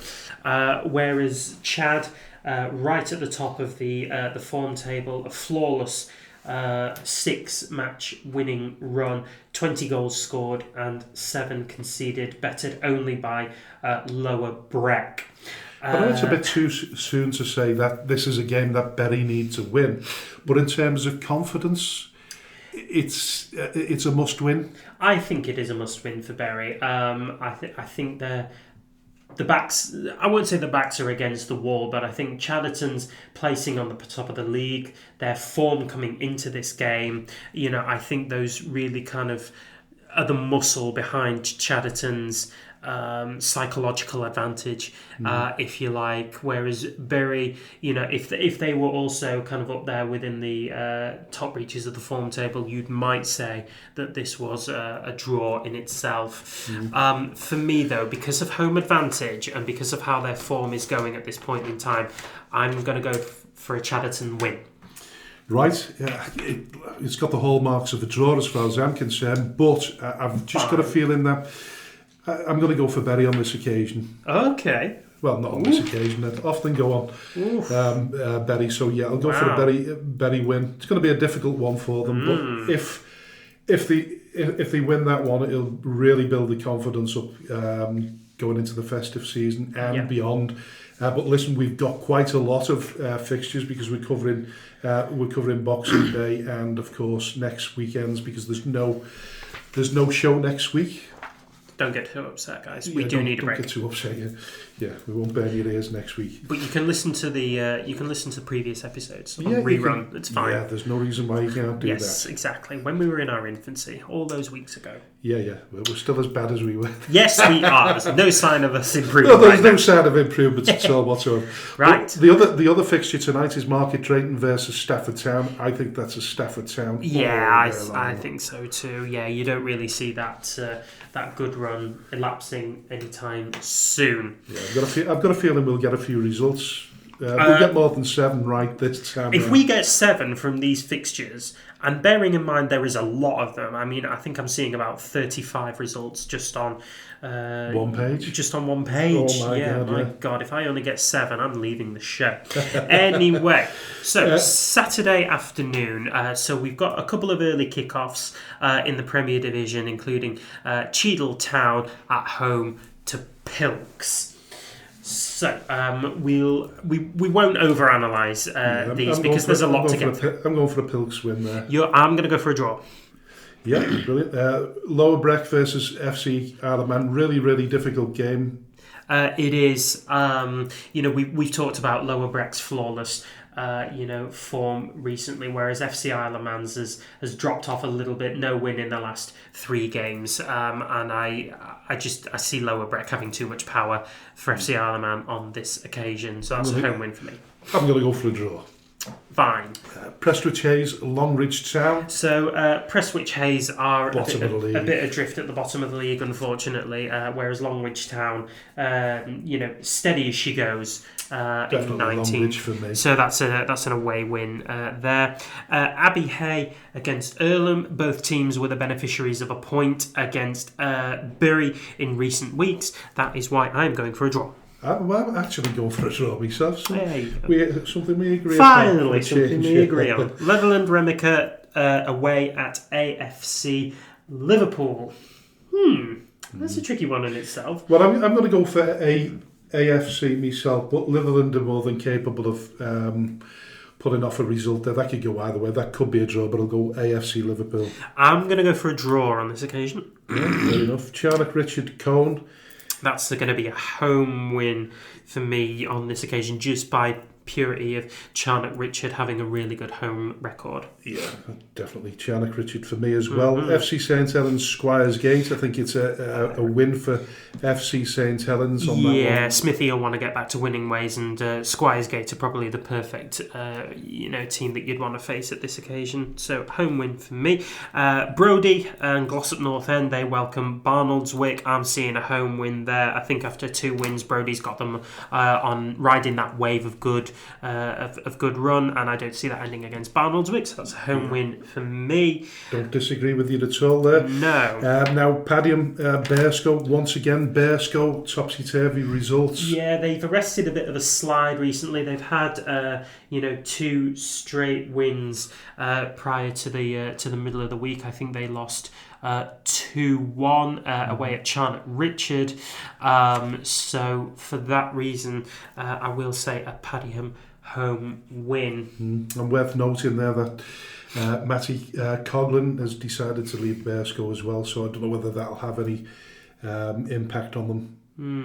But yeah, I'm going for Padiham as well. South Liverpool versus West Didsbury and Chorlton. South Liverpool off the back of a hide-in.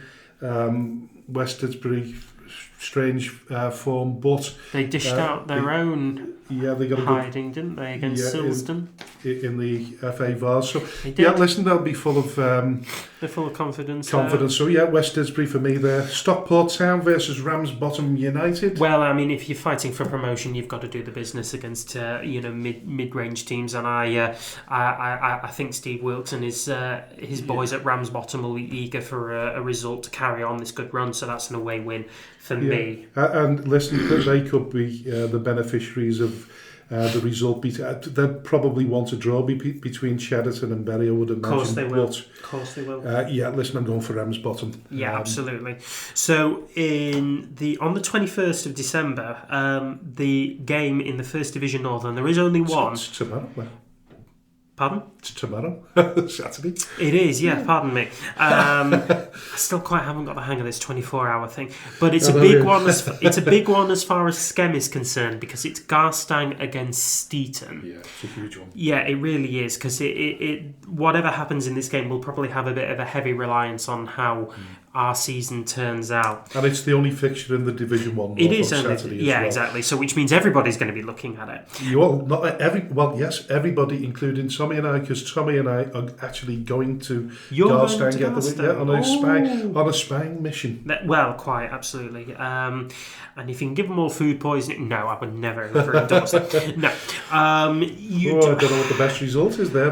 I'd probably say a Steeton win. You'd want to say a Steeton win, because we only really need one team to overhaul. Steeton are... Well, we think so. We don't. Yeah, I mean, Steeton are 3 places above us now. Yeah. I'm going for Steeton. Yeah, I want Steeton to win, and I think they will on this occasion. Yeah. Division 1 South, Abbey Holton United versus Alsager. I don't think Alsager will win that. Abbey Holton are doing really, really well. They certainly are. So that's Division 1 South. I'm going Abbey Holton for that. Yeah, they as we said, they had a great result against Droitwich Spa in the FA Vars third round. I think they'll carry that on. That's a home win there. And then Cheadle Heath Nomads against New Mills. That's a draw for me. Yeah, so Cheadle Heath are sitting 5th, New Mills are sitting 8th. Yeah, you'd want to say that that's a bit of a draw, really. Then we move on to Boxing Day. Boxing Day, yeah. Boxing Day football. Talking about discipline, we're talking about Boxing Day. Who doesn't love it? Absolutely. So we're going to start with Earlham against Prestwich Hayes, one of two early afternoon kickoffs. Now you'd always say never back the early kickoff, but for me, I'd probably say Earlham on that one. I'm going for Earlham as well. West Didsbury and Chorlton versus Cheadle Town. Yeah. I think West Didsbury will do that one again as well. Do you? I'm going to say a draw there for that one. Yeah. And then 3 o'clock, so we're going to start with Abbey Hay against Chadderton. Again, I don't see Chadderton's good form changing anytime soon. I think they'll win that one. Definitely Chadderton for me as well. Barnoldswick Town versus Colne. I think this could be a draw. Yeah, I think that could be a draw as well. I think Colne on a decent run, got some good players behind him now. Yeah, draw for me. And a big A59 derby, Bearscough versus AFC Liverpool. That's one would hope they'll get a decent gate for that. Dempsey would really want a result out of that one. Well, he needs a result out of that one. Well, exactly. He needs it. Will he get it? You'd want to say yeah, but AFC Liverpool doing all right. Listen, they're as topsy-turvy as Bearscough at the moment. So my money's on a draw there. I think draw as well. They have just ended a 4-match losing streak by collecting 4 points from 2 games. So I'd say a draw as well. Now, Bury against Ramsbottom. Huge game. If there were ever any reason to abandon your family on Boxing Day, it'd be to go down and watch Bury versus Ramsbottom. How is this one going to play out? I don't know. I think an awful lot of that will depend on the result tonight. Yes. In terms of what Bury can do. If Bury win, they'll have the confidence going into that game. Draw or lose, you know what? That could really affect them. For me, I think home advantage plays a lot for Bury, really. I know they've got an enormous following, but Gig Lane is a bit of a venue in itself. With that being said, I think Ramsbottom will go there to look to try and just consolidate a point. And that's no disrespect to Wilkes and Williams and co. But I think if they take a draw from that one, they would go home the happier, really. So I will say a draw. Yeah. Listen, I was going to go for a draw, but then it changed my mind. So I'm going to go for Bury. All right, then. I think there'll be too much firepower there against Ramsbottom. All right. FC St Helens versus Pilks. Well, that is the St Helens derby. It really is, isn't it? They're making the short trip over to the SMS Pro Soccer Park in amongst all those little houses and terraces. Interestingly, the season before last, Pilkington's won the North West Counties Division 1 North to get into the Premier League, as have FC St Helens last season. It's an interesting one. That two teams that have bounced into the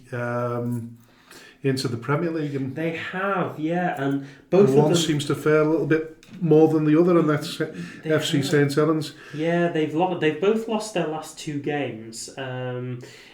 Obviously gossip of just beaten FC St Helens, but you'd hope that home advantage would play a little bit of a part of that, and Smithy will be wanting to hype them up as much as they can because it is a local derby, and if nothing else, just to try and preserve their playoff ambitions. I'll say home win. I'm going to go for a draw. But listen, it's worth noting that most of these are derbies, aren't they? They really are. There's not a great deal of choices there. This one isn't, though. No. Glossop North End against Stockport. The A6 separates them, and probably a little bit of countryside. But Brodie's riding a really good wave of good results at the minute. I don't see that stopping anytime soon. I'm saying home win. Yeah, good luck to Glossop and to Richard Brodie. I'm going for a home win as well. Yeah.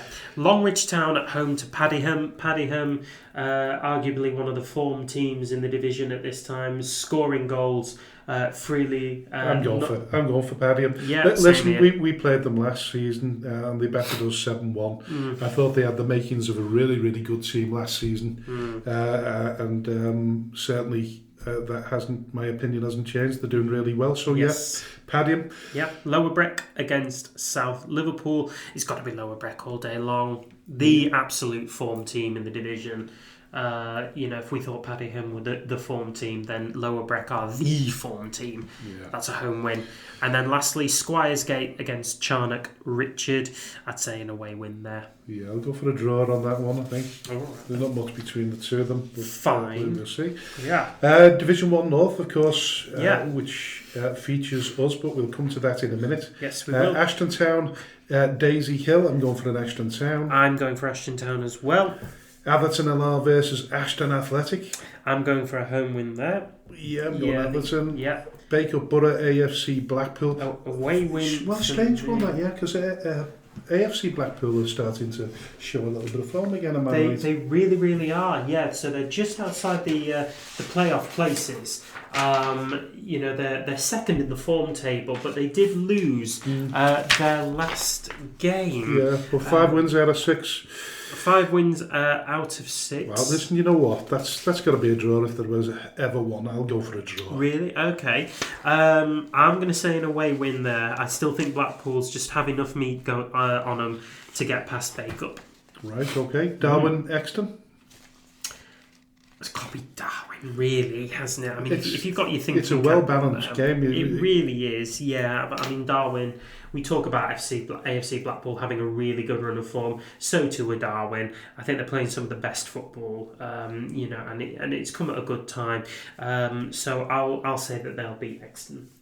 Yeah. Okay, yeah, I'll go for Darwin on that one. Yeah. Drogsden, Main Road. Yeah, I mean, Drogsden powerhouses. Main Road are the form slippers. At the minute, they're just not having a good run of results. But there's going to be a huge crowd there, I would imagine, on Boxing Day. So exactly, which will put very the hostile environment to play in when hostile but friendly, if you know what I mean. Absolutely.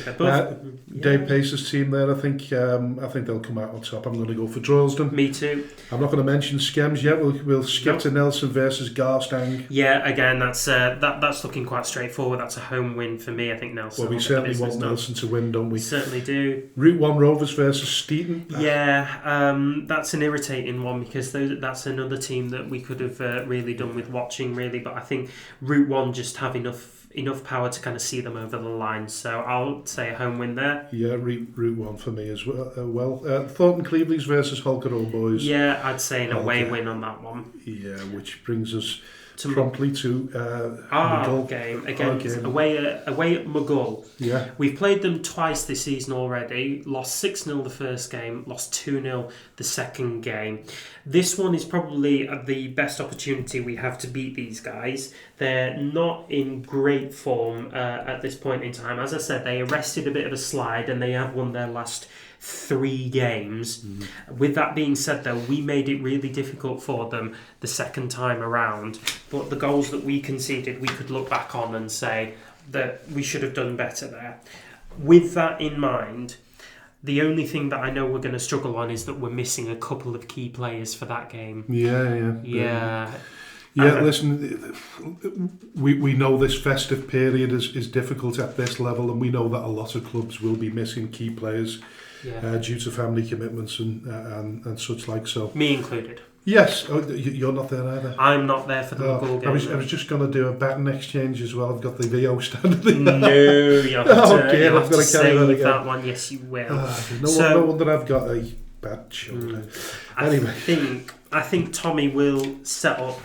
I would hope that Tommy will set up to try and get a draw at the very least. Yeah, listen, I think the key to this game is concentration, and if we can hold Mughal for a good length of time, we're still in with a good chance of winning that one. I'm going to go for Skem anyway because I always do. Yeah, I'm going to say a draw on this one. Listen, a draw wouldn't be a bad result. It really wouldn't. In one aspect, but listen, we're running out of games. We know that. Yeah.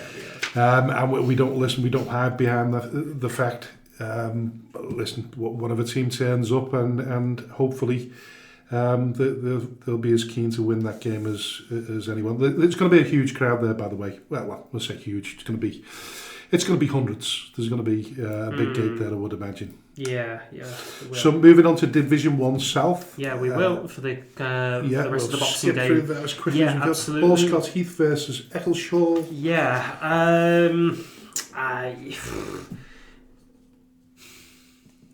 Where are you going for? Away going for a win. draw.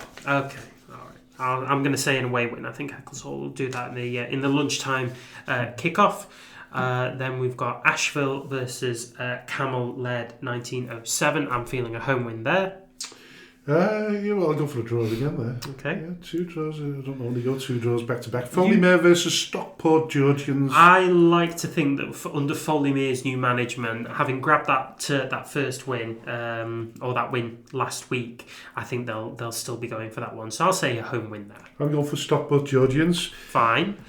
Runcorn versus Barnton. We'd like to say that Runcorn are going to take this one. Yeah, listen, purely because we like who doesn't love a rags to riches story? Yeah, definitely. We'll go for Runcorn on that one. Sandbach versus Winsford United. That's a really interesting one, because that could go either way. That is very much sort of a derby as well, isn't it? Yeah, to some degree. Yeah, it's a bit of a Cheshire derby. Yeah, both teams doing extremely well at the top end of the table, and both will have eyes on Stafford Town, who again will be looking at this game with interest. My money's on a draw.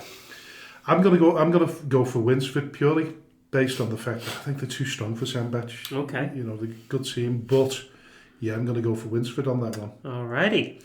So that moves us on to the next round of fixtures, which is on Saturday, the Shawbury versus Wolverhampton Wanderers. Which we will come to after Shawbury United versus Wolverhampton Sporting Community. Yeah.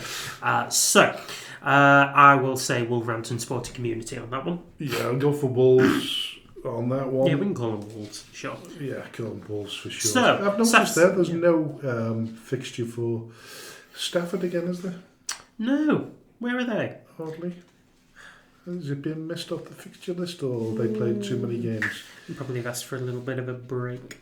Yeah, that's an odd one. Back in action on the 28th, though, but they're the beneficiaries of a bit of a rest before their game. So, Saturday the 28th of December brings us the next round of fixtures, and probably the last round of fixtures for the year. So we'll start in the Premier Division, which begins at 1:30 with Cheadle Town against Abbey Hay. Frank, what do you think? Right, I think it's good. I'm going to go for a draw. I think. Yeah, I think a draw as well. Respectful draw. AFC Liverpool versus Glossop North End. So this is where the tricky fixtures start to come in there for Brodie. I think after, depending on what happens on Boxing Day, I think he'll go into this fixture expecting to win. I don't think AFC Liverpool will make it that easy for him. So I'm going to say a draw. Yeah, I'll go for Glossop. All right. Barnoldswick versus Burscough. I'm going to say a home win on that one. Again, I think it really depends on how the Boxing Day fixtures plays out, but Burscough are on a slide, and I think Barnoldswick will look to take advantage there. I know a lot of people have said that we seem to play better on grass than we do on plastic, which is a bit odd, but Barnoldswick is a difficult pitch in the more inclement weather, so I think a lot of that will be how Burscough adjust to Barnoldswick's pitch. What are you saying? Are you going for a? I've gone for a home win there. I think Barnoldswick will take it. Yeah, I'm going for Barnoldswick as well. Okay. Bury against Prestwich Hayes. Your money's got to be on a home win there. Yeah, I think that's going to be a landslide, and I think we might see another. We might see another scoreline going into double figures on that one. No offence to Prestwich Hayes. No, certainly not at all. Chatterton versus West Didsbury and Chorlton. Again, I think that's a home win. Yeah, I'm going for Chatterton on that one. I think it's an important one for them anyway, because if they can come through this holiday season with 2 wins, against Bury and. Oh, that's absolute best case scenario. That one, that really does underline their credentials as promotion Titans. Yeah, it'll say an awful lot. Yeah. Cone versus South Liverpool. I'm going to say Cone for that one. I really do like how they're playing, and I like their upturn in form, and I think they'll come away with something there. Yeah, I'm going to go for a draw. All right. Longridge Town versus Earlham. That for me is going to be a draw. I'm going for an Earlham. Just doing this on purpose. I know, yeah. So, as he does every week. Yeah. Just does this to wind me up. Paddyham versus Stockport Town. That's a home win, isn't it? Yeah. He agrees. I see Paddyham going to go on a really good run, mate. Yeah, I think there could be a bit of a late surge. Pilks versus Litherland Remica. That's looking like a draw, isn't it? You reckon? Yeah, it's got the hallmarks of a draw. So, yeah, listen, we'll agree on that. We'll go for a draw as well. Ramsbottom versus Squires Gate. Yeah, your money's got to be on. Yeah, with that generator powering them, there's nothing Ramsbottom can't do. Home win for me. And then the evening kick-off, as always, in the Isle of Man. FC Isle of Man versus FC St Helens. Two teams are having a bit of a dip in form. Yeah, I think FC Isle of Man might just get that. Listen, they're going to have an incredible size crowd there. Yeah, they absolutely will. And I think that's probably the deciding factor in this one. I'm saying a home win as well. Yeah, and just remember when you're doing that, you've got to say FC Isle. Because if you just say FC, I could have just left it at FC then, you see, and I've got myself covered. We've got two FCs. Let's not get carried away with technicalities. We actually missed it. It's the FC Derby. Oh, the FC Derby. There you go. And yet, listen, I think when they were doing the fixtures, I think that was a deliberate one. Oh, I think so, yeah, 100%, yeah. The Irish Sea Derby, if you like. The Irish Sea Derby, that's even better. Irish Derby. Look at this. Right, so Saturday the 28th... sorry. You can leave that one alone. Unless you guest hosting on Mrs. Brown's Boys, there's no need for that one. I know, yeah. First Division South before we move on to... Onto the North, yeah. So we kick off with Alsager Town against Asheville. So for me, that one looks like a bit of a draw. I know Alsager turned things around last week, but I don't know if I see it lasting, and certainly not against Asheville, who are still sort of fighting for the final playoff spot. So that's a draw for me. Yeah, and Barton versus Cheadle Heath Nomads. I'm going to go for a draw again. Just make it simple. Okay, I'm going to say an away win on that one, because Nomads are again another team that are looking to consolidate that playoff spot. Camelheads versus Sandbach. You'd look at Sandbach for that one, surely. Yeah, I'm agreeing with that one. Sandbach definitely. Eccleshall versus Shawbury. Home win for me. Yeah, personally. that's Eccleshall. Market Drayton versus Abbey Holton. Abbey Holton for me. Yeah, I'll say an away win for that one. Runcorn Town versus Allscott Heath. Runcorn Town. Runcorn, I'd say Runcorn for that one. New Mills versus I missed that one, didn't I? That's I was trying to cover you, but fair enough. New Mills versus Winsford, you'd say an away win there. The only thing about, some of these, I'm just looking at now. Yeah, Winsford. Do Winsford play on the Boxing Day? No, Winsford are the other team. Winsford play against... Oh, yeah, they do play. They play Sandbach. Yeah, that's the heavyweights. Heavyweight. Okay. So, Runcorn versus Allscott Heath, we're saying a home win. Yes. New Mills versus Winsford, we're saying an away win. Stockport George versus Stafford. You'd say Stafford for that one, really, wouldn't you? Yeah, I got a little bit cross-eyed there. What we're saying is they want to play the game since the 20th, so they'll have had a longer rest. Yeah, they will have Stafford. So I think that'll be good for Stafford. Yeah. And then Wolves against Foley-Mere. I'm going to say a draw. Yeah, I think so. Yeah. I think it's got the hallmarks of a draw. Really does. Definitely. Which brings us to the First Division North. All 3 o'clock kickoffs. We start with AFC Blackpool versus Steeton. I think that's quite a straightforward one. I'm saying home win. Yeah, certainly. That's what we're hoping for. Very much so. Daisy Hill versus McGull. 2 teams with a bit of shaky form, but I will say a draw there. Another draw. Mm-hmm. Darwin versus Bay Cup. That's Blackburn versus Burnley. I'm going to say a home win there. Yeah, I'm going for Darwin as well. Mm-hmm. Exton Villa versus Ashton Athletic. I know Ashton Athletic are not doing particularly well at the moment, are they? So I'm going to go for Exton. Yeah, same here. Garstang versus Droylsden. Crikey, no.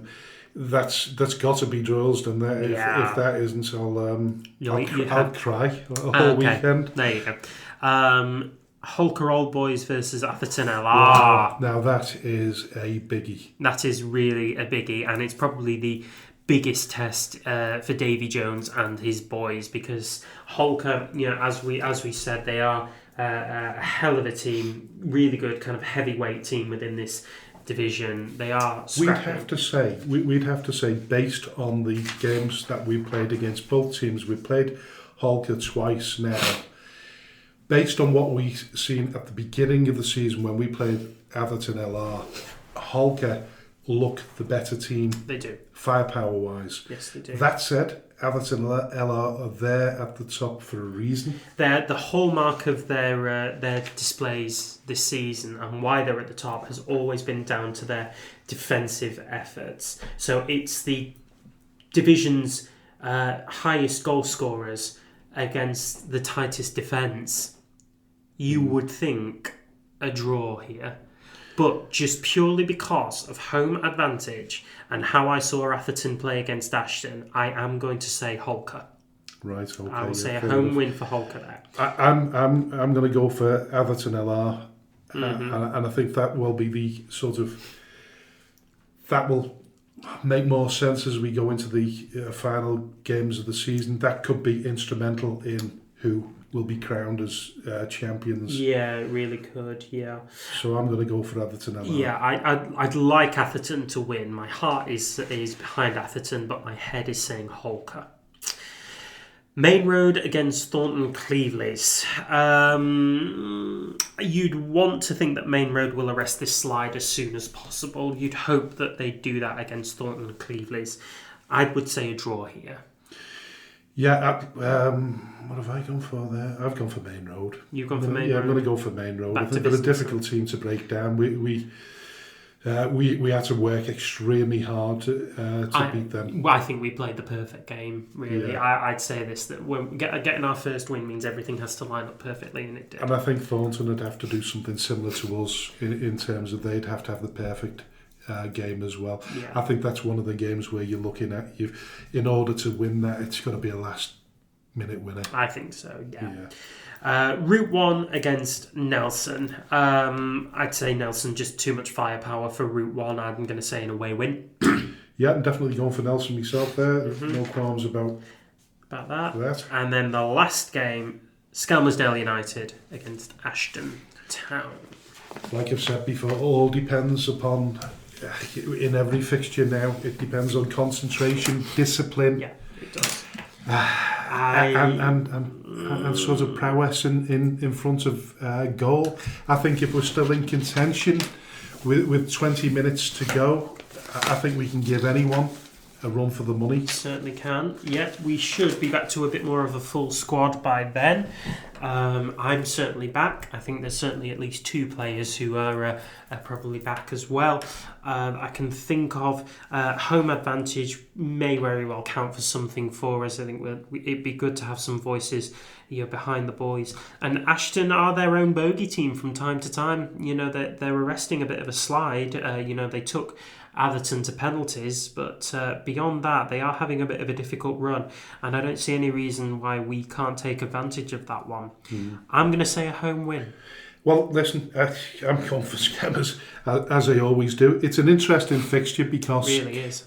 Kevin Towie, as we know, is a former Skem player, and he played under Tommy Lawson. So this is the first time the two will meet as managers. They've got great respect for each other, but I'm sure on the day they'll all put that aside. They'll put that aside for the 90 minutes or so of that game. Yeah. And listen, we're hoping that Skem come out on top. Very much so. Of that one. But then we'll share a pint with Kev after the game. Yeah, most definitely. Yeah, we will. So yeah, that rounds the fixtures up. That certainly rounds the fixtures up for the festive period. Yes, it does. So, listen, we got to that stage of the show where I ask the question, what have you learned this week?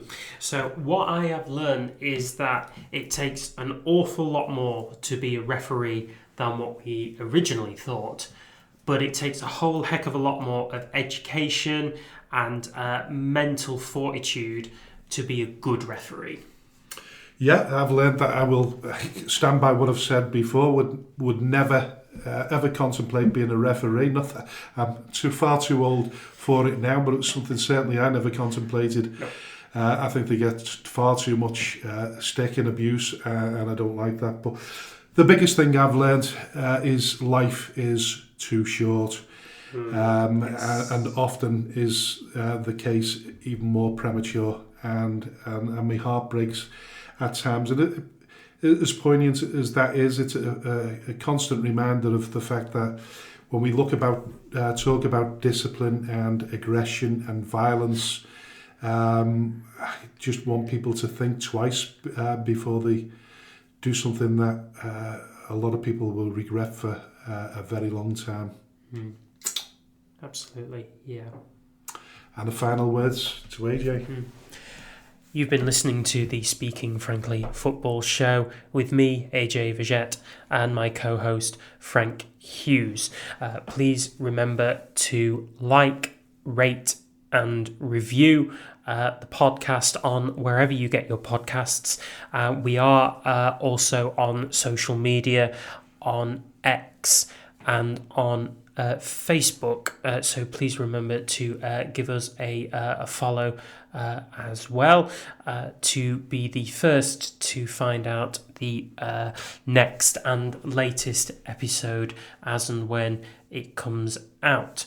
But from the pair of us at the Speaking Frankly Football Show, thank you very much for tuning in with us, not just today, but also along the last 8 episodes that have gone before it, and we wish you all a very, very safe and happy Christmas and New Year.